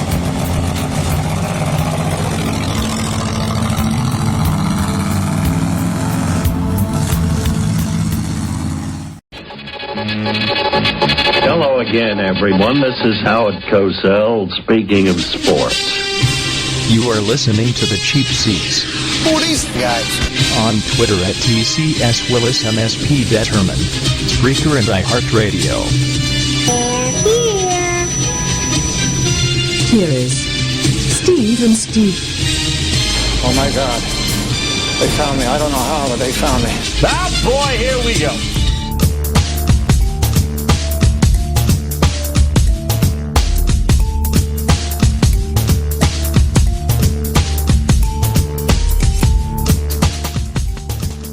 And we are back. This is hour 2, and you are tuned into the Cheap Seats on XERS Radio. I am, of course, your host, Steve Willis. Alongside me for the final hour of That's the program, Steve Detterman, my partner and co-host. Shows brought to you by DirecTV. Of course, DirecTV is the home of NFL Sunday Ticket. Don't just watch TV, DirecTV. I do too. I also have Center Ice. Got Center Ice too. Yes, Center Ice right now. No, I do not. We watching the Bruins and the Blackhawks tonight. Bruins at 7, Blackhawks 8:30. Bruins and Blackhawks is local though. No. The Bruins are Boston. Yeah, but it's a Blackhawks game. Wouldn't it be No. local? The Bruins are playing out there. The Bruins are playing at 7. The Blackhawks at 8:30. Oh! I thought the Bruins were playing the Blackhawks. The way you had said that. No. Last night we were watching Florida play. Florida, my God! How about Florida? 11 games in a row now. I mean, dude, are they just hot, or are they that good? I mean, it's the question. It's the question you got right now. I watched them last night. They're good. It's a good team. It's a good mix of old and new. But are they 11 in a row good? They've done it. I guess let me ask you the question this way and make it a little easier to answer. Does this team have the staying power? I'm not saying to be undefeated. Does this team have the staying power to put together streaks like this the rest of the year? No. I mean, there you go. It's a good team. I think it's a team that's going to be towards the top. This is a team. I mean, you've got you look at different older players. Okay, right. Jaromir Jagr. How old do you think Jaromir Jagr is? I'm going to put him right at about the 38 year mark. How about 44? 44. 44, 45. He wears it well. He is, I mean, in hockey, as grueling as it is. Yeah, 44 is ancient. That's antiquity. He's still bringing it game in, game out. I mean, watching last night, I mean, the thing that I love about them is they just buzz. I mean, you watch teams in the offensive zone, and they'll start running the wheel, and they'll it'll go down low, it'll come out, it'll go down low. They actually took it off to one side, and they were buzzing. I mean, going around in a circle there, back and forth passes, all within about 8 to 10 feet from the goal. Right. And that, I mean, I sat there, I turned to my wife and said, my God, they're like bees. I mean, you're just watching them. They're just like one of them waiting to take a shot. I mean, it was amazing to watch. And the other thing is you got to remember, whenever you have a hot streak, you have to have a goalie that's staying on their head. And right now, Roberto Longo, who has had times in the NHL where he has just been unbelievable and times where he has just sucked the big one. He is playing tremendous right now. And it was fun watching him play last night. It was Florida, Ottawa, and it was a game where you got in. There were some good fights going on. There were some good shots getting in, but again, Florida. I mean, it's fun to watch. It's watch a team like that. That as my wife said, this is just not real. This isn't right. When you watch Florida ahead of Montreal right now, Montreal's just stunk it up the last 2-3 weeks. And Florida's just gone off on this great run. Florida is now leading. They're second in points in all of the Eastern Conference. which is just, Washington's playing out of their heads right now. Right. You got Washington, which is, very good offensive team. You have a very good goalie in Brandon Holtby. Just lighten it up. And then you had Montreal was doing so well. They've come crashing down to earth, and now Florida playing out of their minds. And the thing is when you get to this time of season, when you have a streak like this, that's all you need. Because, even if you play 500, hockey the rest of the way, you're in the playoffs. And that's all you need to do is just get in. So it'll be neat. Tonight, I'll get off, get home in time just to watch the Blackhawks play, and that should be a good game also. So I'm real excited. Blackhawks are playing Buffalo. Buffalo stinks, so it's going to be a good game at home. Bruins already up on the Devils right now, 1-0. So that's I know my wife's enjoying that one. That's awesome. Yeah. That's awesome. Now, as we know, they have a long way to go. Yes. The NHL wraps up in the middle of summer. And in the middle of summer, actually, is where we're going to be going next, because what we're going to be talking about is the boys this summer. Yes. And what we're going to be talking about actually right now specifically is Baseball Hall of Fame voting, which just got wrapped up. The results are out. Yep. And Ken Griffey Jr. did something that hasn't been done since 2004, when a very big, strong pitcher by the name of Dennis Eckersley did it, and that is getting the Hall of Fame on the first ballot. And that was the last time it was done. No. Greg Maddux made it on his first ballot. No, that wasn't first ballot. Yes, it was. Yes. I thought he was on the year before. No. Okay, well then I stand corrected. Greg Maddux. Okay, and then before that it was Eckersley. And no, I think someone last year made it on the first ballot too. There was only 4 last year. Who made last year? Pedro, Randy Johnson. Dang it! I think you're off on that a little bit, because there have been some first ballot ones. There's only been like 50 in the history of baseball. First ballot Hall of Famers. Yeah. Yeah, I just looked up that stat the other day. It doesn't matter. The point is, what I was getting at was he made it on the first ballot, which is he did. It's quite and he has the highest percentage. 99.3% of the vote. That's great, and I question the like 4 people. Here we go. Here are the first ballot, people. Ken Griffey Jr. this year. Okay. Last year there were 3. First ballot? Yep. Randy Johnson, Pedro Martinez, and John Smoltz. I can't believe they were all first ballot. First ballot. The year before that, 2014, there were 3 more. Greg Maddux, Tom Glavine, Frank Thomas. Okay, well, you just completely blew up everything I thought. And then my whole world has been turned upside down by you by now. Who did you say before? It was Eckersley. 04. Eckersley in 04. Eckersley and Molitor also 2004 were first ballots. Wade Boggs was first ballots in 2005. Then it jumped to 2007 with Ripken and Gwynn. Ricky Henderson, first ballot in 2009. And then from 2009, there was not another first ballot till 2014. And this is why you're our baseball guy. That is there it. You go. But I mean, the thing is Ken Griffey Jr. There were 3 asshats out there that did not vote for Ken Griffey Jr. to get in the Hall of Fame. Right. How do you not? And these are the guys. These are the guys that they go, well, no one deserves to be, a unanimous selection to the Hall of Fame. So that kills me. It does me too. Here's the thing: either you're good enough or you're not. Who are you? Are you going to tell me that Ken Griffey Jr. did not have a Hall of Fame career? Right. I mean, good freaking God. Right. What else could he have done?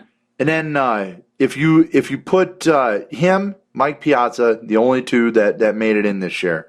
All right, you've probably heard ad nauseum about those 2 and who have made it in. Here's what kills me.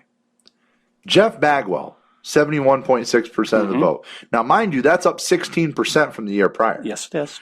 But 71.6% of the vote. He received 77.5% of the vote in the ballots published prior to the election.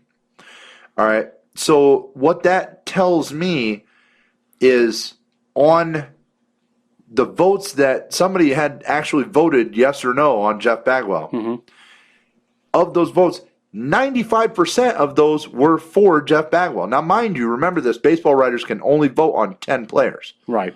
All right. So that means if he got 77.5%, that means there's like a quarter of the writers didn't say yes or no on him either way. Yeah, but they don't have to vote for 10. They could vote for 1 and that's it. They could vote for none. They could turn in a blank ballot. Yep. But that's what I'm saying.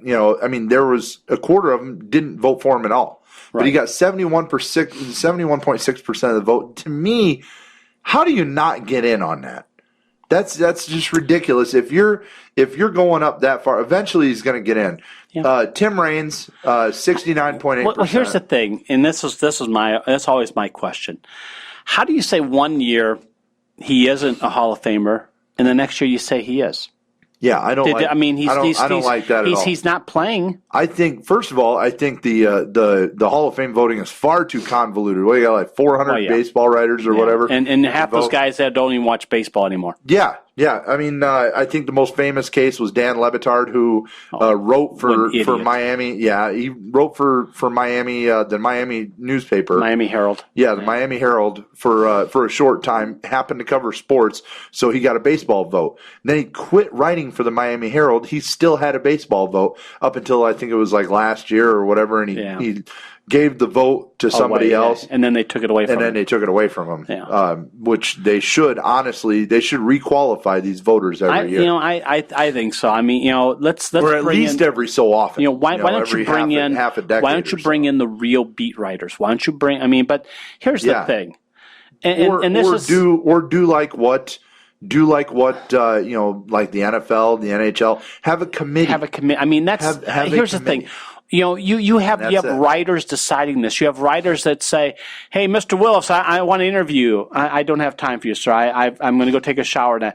Well, scratch him off my Hall of Fame type of vote. Yeah, what an asshole he was. I'm not going to vote for him. Right. And that's when you put it in a writer's hands, I'm sorry. Writers have favorites and writers have people they don't like. And if they don't like you, they're not going to vote for you. And they have a tendency to kind of go on these almost like a crusade of sorts. Yep. Where I hold the deciding factor between him getting in or not getting in, so I have this power that I can wield over him, and it's like, dude, what are you going to do for me? Ken Griffey Jr., I have the ability to vote for you. What are you going to do for me? What are you going to give me? Right, exactly. It's terrible. So as we go down the list, Trevor Hoffman at 67%, Kurt Schilling 52%. That is up 13. Let's go back up. Go back up. Okay. All right, run back up here. Jeff Bagwell. Okay. 76% or 71.6%. Jeff Bagwell, Hall of Famer in your mind? Absolutely. Okay. Absolutely. Tim Raines, 69.8%, so almost 70%.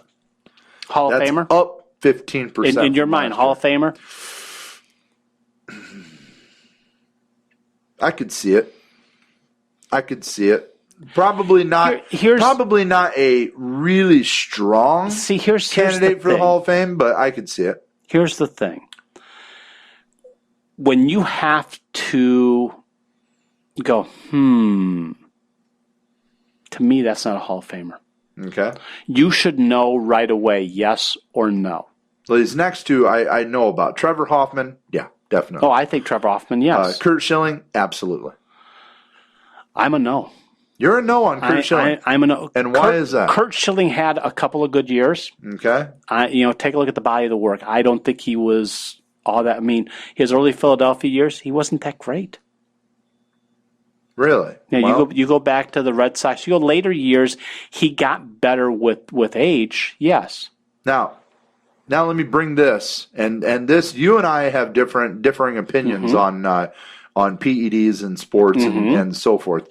But putting that aside, purely from a baseball standpoint, Roger Clemens and Barry Bonds, 45.2 and 45.3%, both up from the prior year, I might add, 7.7 and 7.5% respectively. Hall of Famers? No. Roger Clemens and Barry Bonds, Hall No. of Famers? No, absolutely not. Absolutely Why? not. How they got there is illegal. If you're going to keep Pete Rose out, if you're going to keep Joe Jackson out, Shoeless Joe for, betting on baseball, not his own team, but betting on baseball, and the other one, being tied to some people that threw a World Series. They proved he didn't throw it with his performance. Right. But you're still going to hold him out because you say he cheated. Taking PEDs and taking these different things, no. No. The difference between Pete Rose and Shoeless Joe and Barry Bonds and Roger Clemens. Mm-hmm. No, here's the difference for me. Okay. Shoeless Joe and Pete Rose. They did something against baseball's rules that could potentially say, I'm going to lay down and try and lose for my own personal gain. Barry Bonds, Roger Clemens did something that said, or that attempted to make them the best they could possibly be at the sport they play and do nothing but try and win and try and succeed. Mind you, I'm not saying it was okay, because if it's against the rules, it's against the rules, which I disagree with, totally disagree with, but still digressing. If it's against the rules, it's against the rules, and I get it. Mm-hmm. But I will tell you right now, if you open up that Hall of Fame and you go through one by one in that Hall of Fame, in the Football Hall of Fame, in the Basketball Hall of Fame, and you throw out every single person that broke rules while they were playing baseball, while they were playing football, while they were playing hockey, basketball, if you threw out every single one of them, you'd have a lot of empty buildings. You didn't ask me to vote on them. They were already voted in previously. I know. I'm just saying. You asked me to vote on these two. If that's the only reason. Well, if that's the only reason why they shouldn't get in. Here's the thing. Then you got to take all the other ones out. You cannot tell me that their stats were not helped by the drugs that they took and ingested and put into their body. Was it just because of their stats that they're getting in? A lot of them, yes. I mean, baseball is stats driven. That's the thing. It's why do you keep home run records? Why do you keep win-loss records? Why is winning 300 games so magical? 3,000 hits. Why are these different things that magical? Because they're stats driven. I'm not arguing. To be able to recuperate in the time that they were. We take a look at some of these guys and go, man, yeah, he was good, but his career was cut short because of injury. Okay. Barry Bonds is so good because his stats were bloated because he was taking PEDs. Roger Clemens was so good because his arm was bloated. He had a higher recovery time and a quicker recovery time than some of these other guys. He didn't have the weariness. He didn't have the arm, loss that some of these other guys had, the dead arm issue, because of some of the things he was taking. And just for the record, Roger Clemens has never been convicted and still to this day denies he ever took anything. So just for the record. Just for the record. I deny I ever took anything either. So that said, Mike Piazza, whose name has come up. Yes, yeah. In the PED investigations and PED talk in baseball, Mike Piazza's name has come up. Mm-hmm. He is now in the Hall of Fame. Yes, he is. Would you not have put him in the Hall of Fame? No. You would not have put him in the Hall of Fame? I would not have voted Mike Piazza in. Fair enough. I'm just, Piazza. You're consistent. No, you're consistent. That's all I ask. I would. You're wrong, but you're consistent. Yeah, I would. Well, I'm wrong in your opinion, and in my opinion, the thing is it's a feeling of what you do. I don't believe, even without PEDs and everything else. Do I think Mike Piazza was that great? No, I don't. I really don't. I know. I thought he was a fantastic catcher, though. really did. I thought he was very good. I thought it was really hard to steal a base on him. So, I didn't think I thought he was a good catcher. I don't think he was a Hall of Fame catcher. I wouldn't put him up there with Yogi Berra. I wouldn't put him up with Thurman Munson.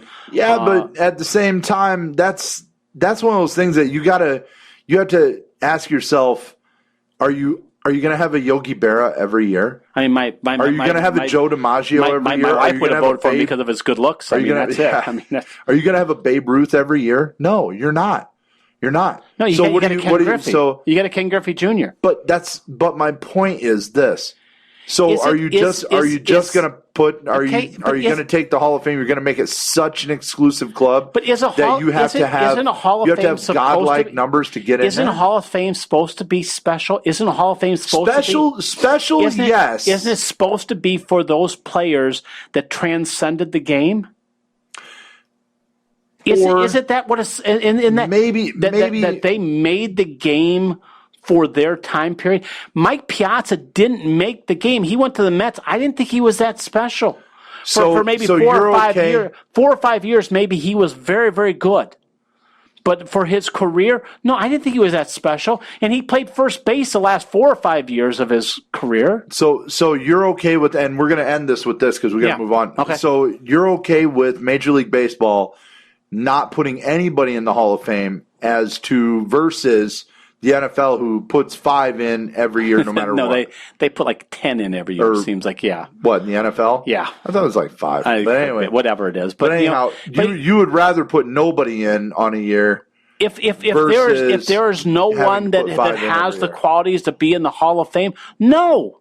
Why just put someone in there so you can, the reason they do that is so you can have some damn game in August and have some, big thing. Hey, Hall of Fame, we're going to let Steve Willis in this year. What'd Steve do? Well, Steve had a career batting average of .275. Steve was a serviceable second baseman. He was out there. He didn't have any errors for about 300 straight games because no one ever hit the ball to him. He only got like one ground ball every other.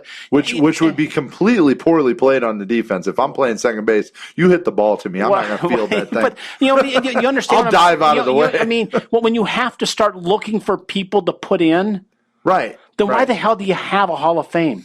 Okay, fair enough. It's a fair argument, and that's where I look at the Baseball Hall of Fame. And I tell you, why is this guy not good enough this year? He didn't play again that year, and all of a sudden the next year he is, or 5 years down.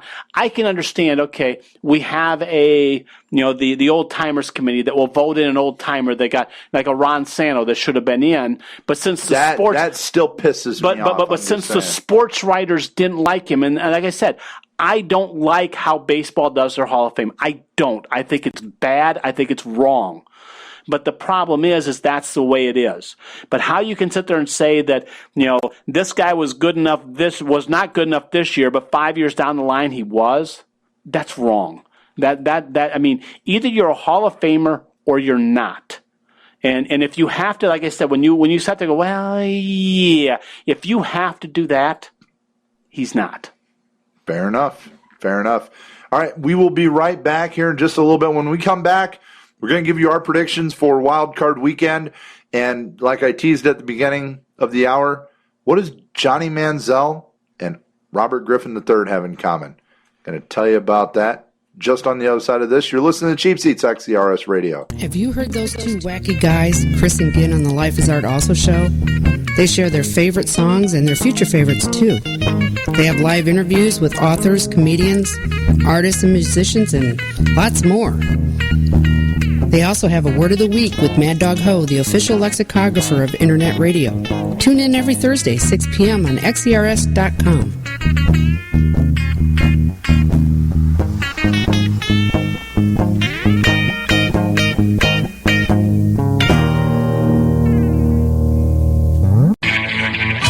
Hey, how's everybody doing out there? Mel Williams, XERS Radio. Be sure to join me Monday nights, 6 p.m. to 8 p.m. for the Michiana Scene. We'll be showcasing local musicians, playing their music, and listening to their stories. And they all have great stories. So come on out to Pleasant Valley every Monday night at 6 p.m. Michiana Scene on XERS Radio.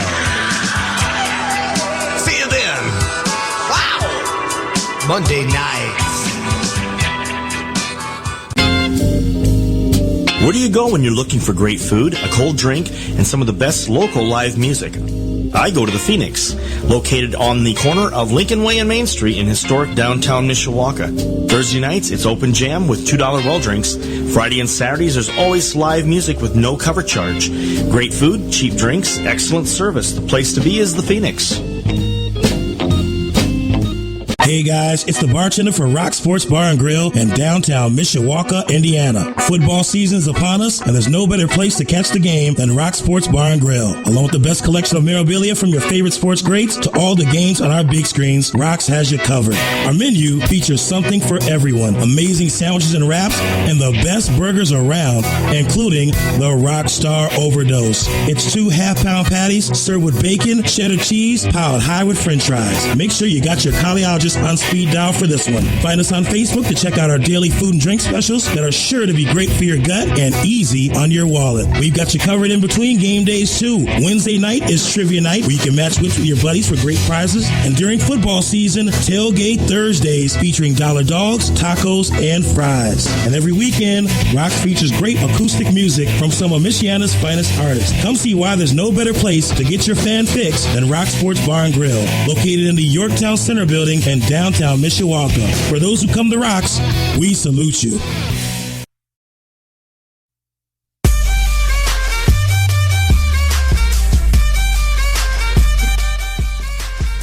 And the Cheap Seats is wrapping it up as we enter our last half an hour.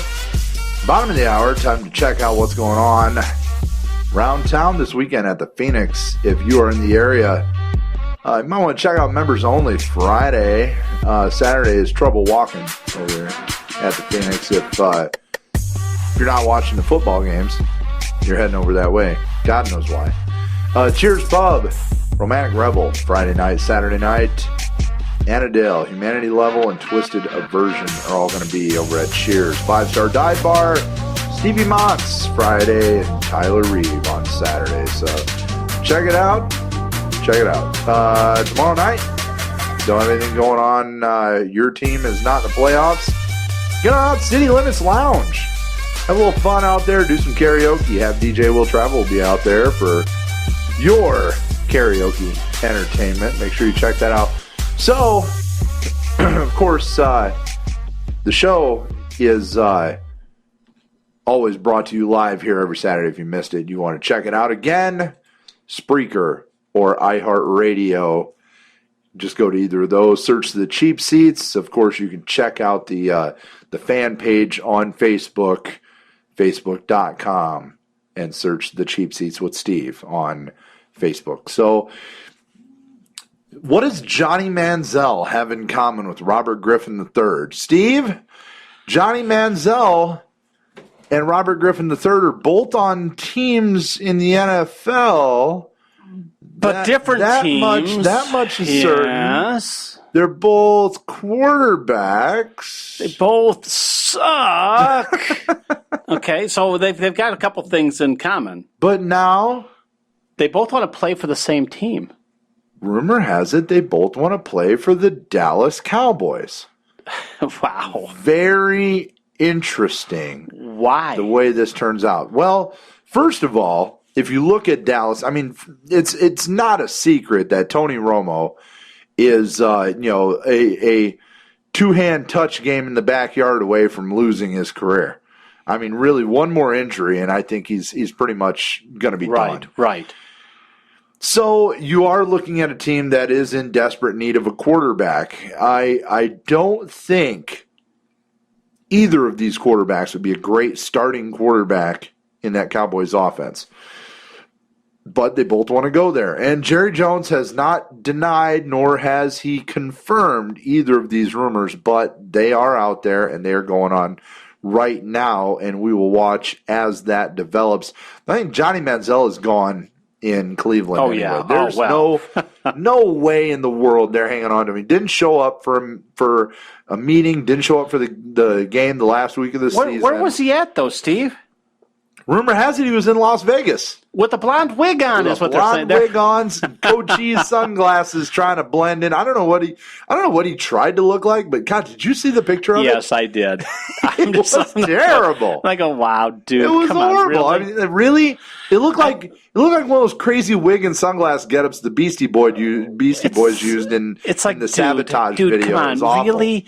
In this day and age of social media and everybody with their cameras, their phones and the cameras in you their phones. seriously think you're going to show up in a Vegas casino? You think you're going to get there and no one's going to know who you are? Yeah. Are you seriously serious?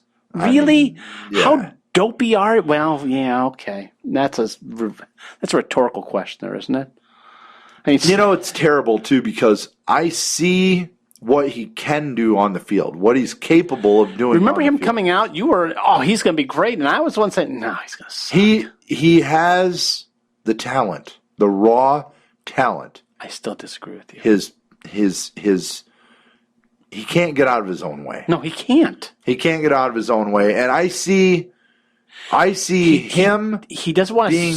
He's self-destructive. Yeah, he doesn't want to spend enough time to learn his craft and get better at it. That's exactly it. He wants to spend too much time being. He wants to be Joe Theismann, or not Joe Theismann. He wants to be Joe Namath. Rather, without having the history of Joe Namath. Yeah, without the ability and history and the prowess of Joe Namath on the field. He wants to be Joe Namath off the field, though. Well, he does. When he starts wearing pantyhose, then we'll worry about it. At least he's not wearing isotoners like OJ. He'll be wearing the pantyhose and have those Gillette creamy commercials. Remember those? The foamy. Remember those? Yeah, that's terrible. We're gonna watch this car go through this whole thing of creamy foam shaving cream. Is it gonna stop it? Hell no, it's not. But it's still good enough for your face. Oh God, old commercials. I love them. So, all right. So we've already broken down the games. We've broken down the wild card weekend. It is time to get to our picks. Okay. All right. So here's what we have. We're gonna go game by game. Okay. And we'll just do them in order. We'll do them in the order that they come. Now, do you want to just pick the winner outright? You want to go against the spread? How do you want to do it? You tell me. I mean, I'll go against the spread. I don't care.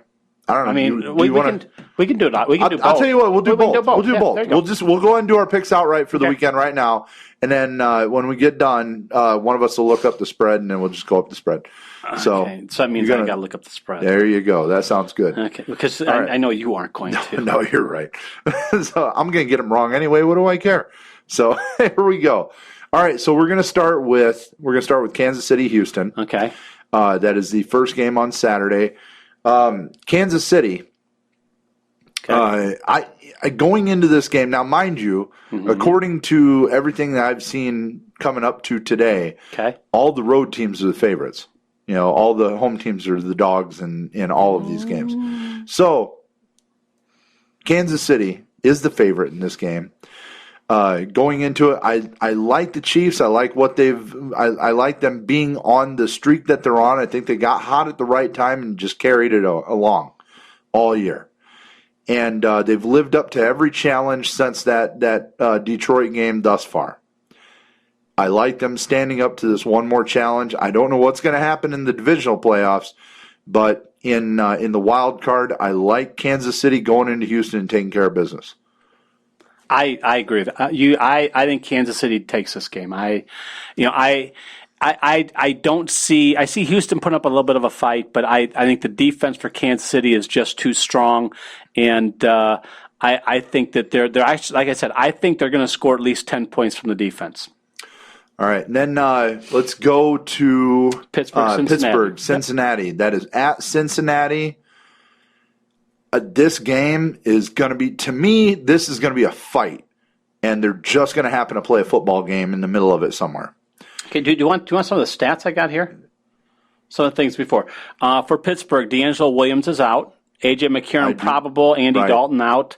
Right. It's going to be cloudy, 60% chance of light showers.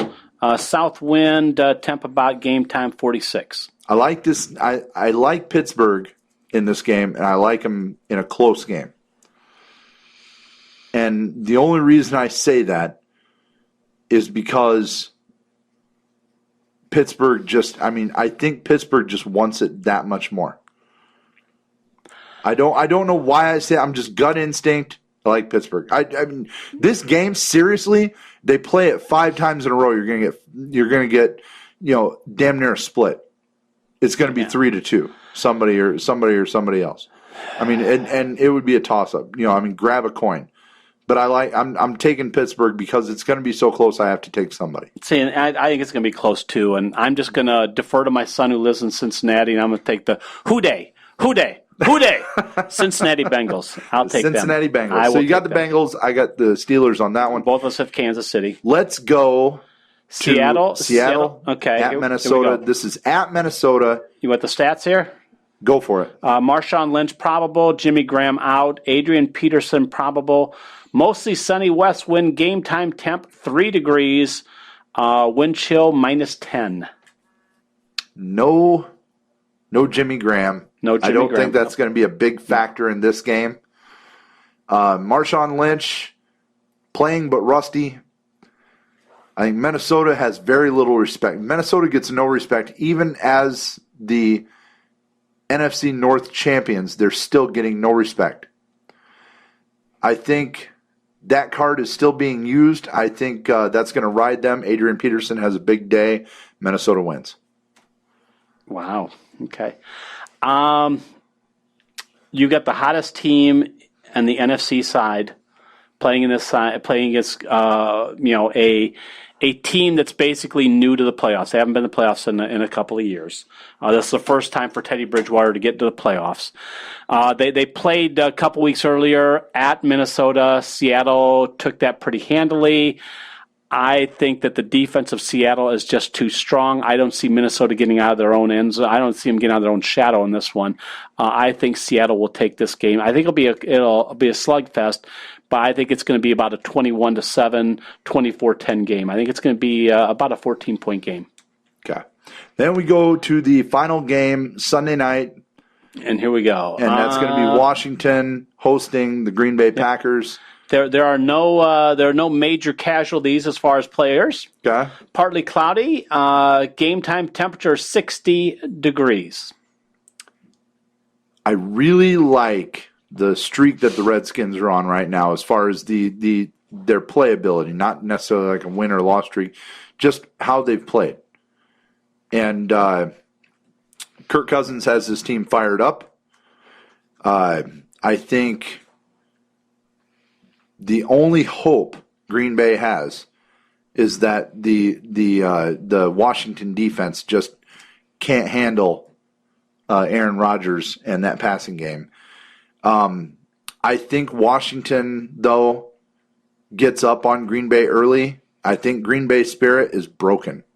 When they lost the division, I think that broke their spirit. I think Green Bay is going to come out sluggish, even though that's not normally the case with them. The last 3 weeks aren't normally the case with Green Bay. They're going to come out sluggish. I think they're going to lay an egg. And I think Washington wins, not as a result of how good Washington is, but as a result of how bad Green Bay is going to play in the game. Homer, Green Bay wins. I think that we talked a little bit earlier. The way to beat Green Bay is not the way Washington plays defense. It's not how they've played all year.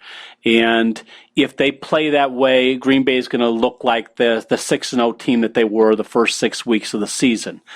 I think Washington is going to try and change up their defense. They're going to try and do those things that they see other teams have done to beat Green Bay. I just think they're going to make enough mistakes in the secondary. I think they're going to have a couple drop coverages. I think Aaron Rodgers is going to take advantage of it. And I think the Packers are going to win this game. All righty. Well, there you have it. So we both have the Chiefs. Both have the Chiefs. You have Cincinnati. I have Pittsburgh. I have Seattle, you have Minnesota. Yep. And Seattle, I have Green Bay, you have Washington. So we have three disagreements. Three that were against each other on. Right. We both agree on Kansas City. All right. Do you want to go against the spread? Let's go against the spread. First game, Kansas City, Houston. Kansas City is laying 3.5. Kansas City. So you got Houston and 3.5. 3.5. So, oh wow, that's funny. I thought Kansas City was the No. Kansas City's the favorite. No, Kansas City's the favorite. Oh yeah. The road teams are our favorite. That's right. Yeah, I keep forgetting they're the road team. All right, so the Chiefs give up 3.5. Yeah, minus 3.5. I think Hoyer throws a couple of pick sixes, at least one, throws a couple of key interceptions. I like Kansas City. I still like Kansas City. Or minus the 3.5. I think it's you go for it. I'd still. Yeah, I'm going Kansas. I'm going Kansas City. I think it's going to be a 10+ game. Pittsburgh is laying 3 against Cincinnati. So Pittsburgh giving up 3. So Cincinnati plus 3. Giving up 3. Yep, to Cincinnati. I think this game is definitely going to be within a touchdown. I would even say this game will probably be a field goal or less. I think I'd have to take Cincinnati plus the 3. I'm taking Cincy plus 3 myself. Well, yeah, you've got them winning outright. I got them winning outright, yep. Seattle, Minnesota. Seattle giving up 3.5. Seattle giving up 3.5. So Minnesota plus 3. I got to take. I mean, first of all, I've got Minnesota winning the game, so I've got to take them plus 3. I think it'd be a close enough game. Even if you picked Seattle, you would take Minnesota plus 3. Yeah, I'll take Seattle. I'll give up 3.5. You're going to give up 3.5. I have no problem with that one. Yeah. So you think it's going to be bigger than that? And in the last game, it's Washington is the favorite. They're favored by 1. So 1 point. Green Bay's getting 1 point. Yeah. Washington. How do you bet on 1? How do you bet on 1? I mean, 1 point. So I mean, it's almost a pick. Well, here's the thing. It's almost a pick. In the playoffs, it can't end in a tie. Right. So how do you get 1 point? That's the spread. So in other words, they're thinking Washington's going to win by. Well, they have there are a couple other ones here. Pick, and the overall is -1. Yeah. Yeah. So it's more or less a pick 'em. So I mean, if that's the case, I'm still going with Washington. And I'm going Green Bay. I'll take the 1. Right. Give me the 1 because we're going to win in overtime, baby. We're going to tie it and win in overtime. All right. Well, there we go. So even with the spread, that's why I look at that and it's just like unbelievable. That how can you have a 1 point spread in one of these games? I don't know because really you have to have a winner. Yeah. So if Washington wins by 1, it's a push. It's a push. Yeah. It's a push. That's basically what they're saying. Yeah. Yeah. So that's wild. So anyhow, so there we go. We were, and now my phone has died. So now I will have to go. Now I have to go to my Facebook page on the computer. We posted this question out earlier on the Facebook page. I'm going to go through a couple of these. The Facebook page had the question that there were. I want to see if I want to read it right, and of course the Facebook page is working fine, but the computer's not working. All right, so there we go. Now it is. So the question was: there are all 4 teams are the dogs in this game. All 4 home teams are the dogs. All the road teams are favored. So, and obviously that had just changed. Give me a road team that you are 100% sure is going to lose this week. And you got some responses on that? Yeah, I got a few responses on that, and we are going to get what road team is going to lose? What road team is going to lose? I'm going to pull those up right now. We got Green Bay will be the prohibitive favorite, I think. Couple listener responses, and those are here we go. Yeah, the question: all 4 road teams this wild card weekend are favored to win. Give me your road team that will lose for sure this weekend, and we've got Dave says the Packers. Okay, lose this weekend. Julie says Seahawks. Please let them lose. Apparently not a. No. What happens is she's probably one like the rest of us. I don't want the Seahawks to go on because they may take down my team the next week. Actually, I believe she is a Lions fan. Oh, so she well, wouldn't have I to worry think about she that, just doesn't like, the Seahawks then. Pretty sure she lives in Seattle, so that would be why. Yeah. Matt, hate to say it, but I think the Steelers would be the most likely to lose now that it's official. D'Angelo Williams will not be playing. He believes that the Steelers will lose, and Matt apparently a Steelers fan. So there's a few of the answers. Why don't you throw that up there of the four and just send it either on the Facebook page. You can post it up on the Facebook page and find it on that, or send it on Twitter. My Twitter handle is at TCS Willis. Of course, Mr. Steve Detterman over here is at SP Detterman. You can check those out on Twitter. We post a lot about the games during the games too. So definitely follow us on Twitter and highlight that little star.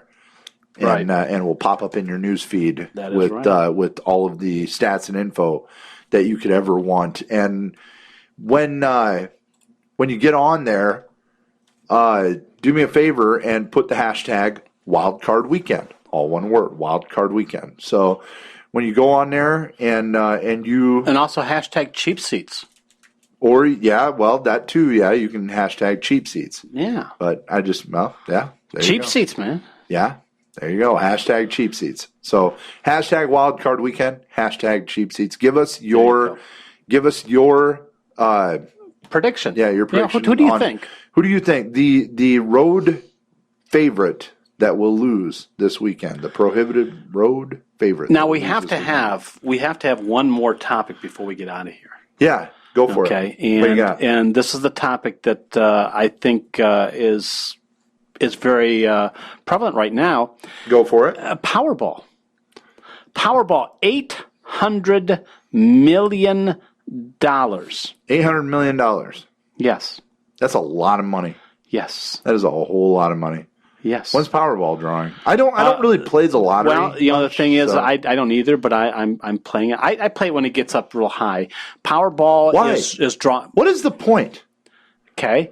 You have just as much chance of losing when it's high as when it's low. The odds don't change anything. No, it doesn't. But here's the thing. If I'm going to put my money, I might as well have a chance at a ton of money instead of just a ton of money. That's not even life. That's generation changing money. Well, I know it is. You could change the lives. Well, here's the thing. You could change the lives of like 4 generations of Dettermans.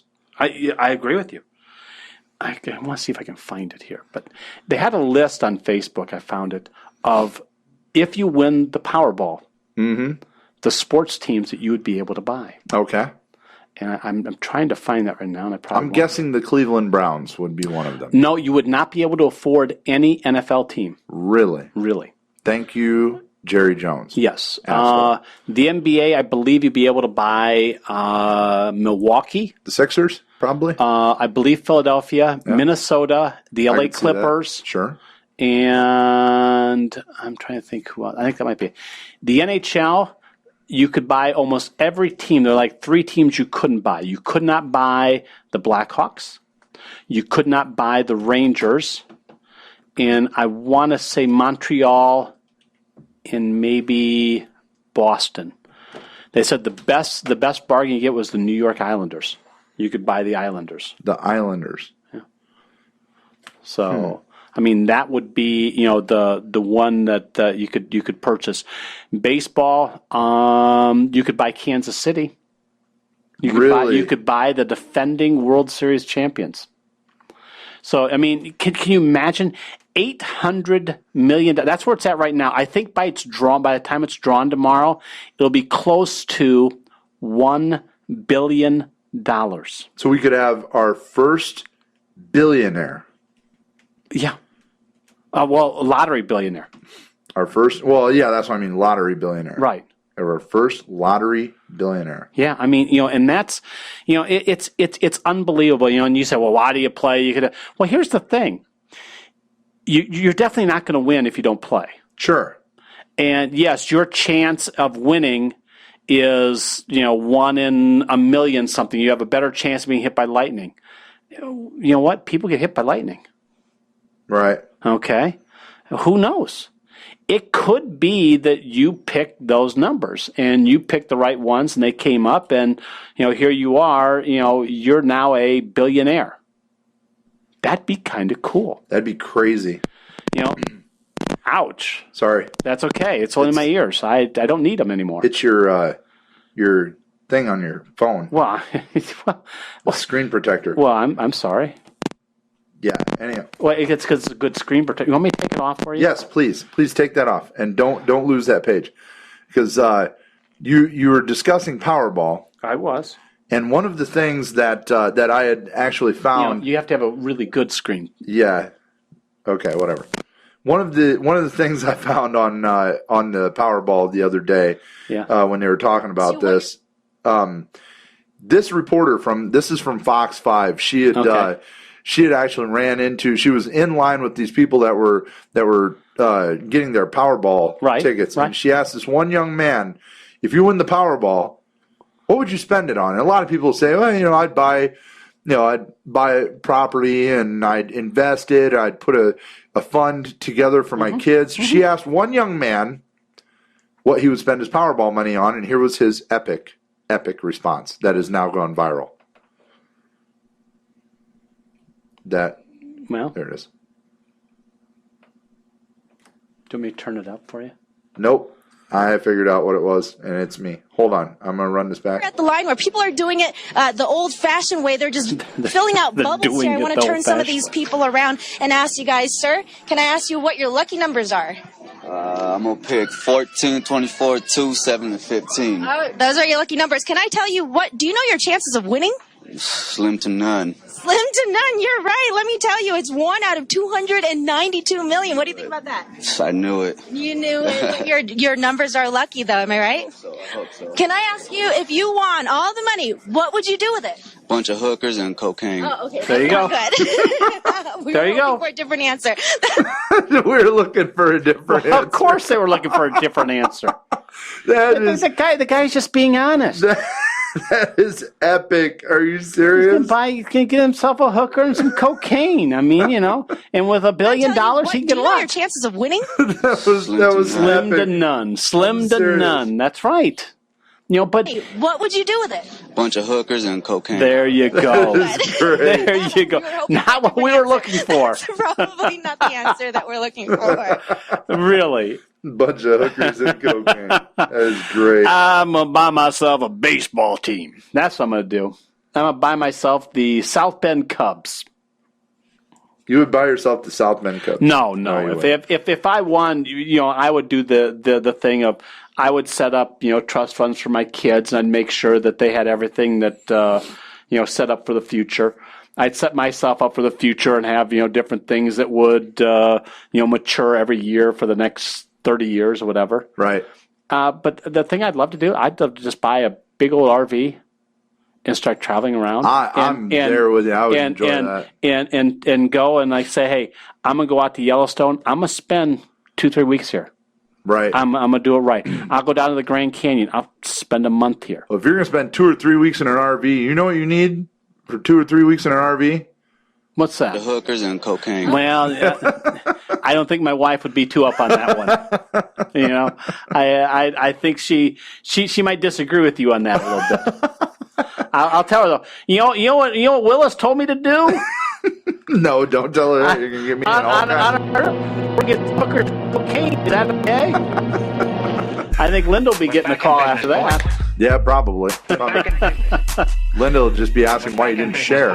Well, yeah, probably. Hey, we're a partying kind of people. What can I say? That is right. So, that sound means it's time. We got to get out of here. So I may be here next week. I may not. Yeah. If you don't hear from us, we have run away to an island somewhere. Well, you don't have a ticket yet, so. Oh, I don't need a ticket. I know where you live. So Trust me, I won't be there anymore. If we're not billionaires, then just look for us to be here next week. That's right. I got a feeling we'll be here. Yeah. For Steve Detterman, this is Steve Willis. We are out of here. Enjoy Wild Card Weekend. We will see you next week.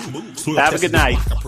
good dude, but he can get true. From the school of Hubba rocks and lifesavers up in his socks, sprinting and running from the cops. The cherries, the Cyrus, the Popo Penelope one time. The alphabet boys, the letters. The sophisticated dog training tactics, the canine chef. In order to do some right, you gotta do some wrong. Got hella shit going on. What else? The dusty, the dirty. Hey guys, it's the bartender for Rock Sports Bar and Grill in downtown Mishawaka, Indiana. Football season's upon us, and there's no better place to catch the game than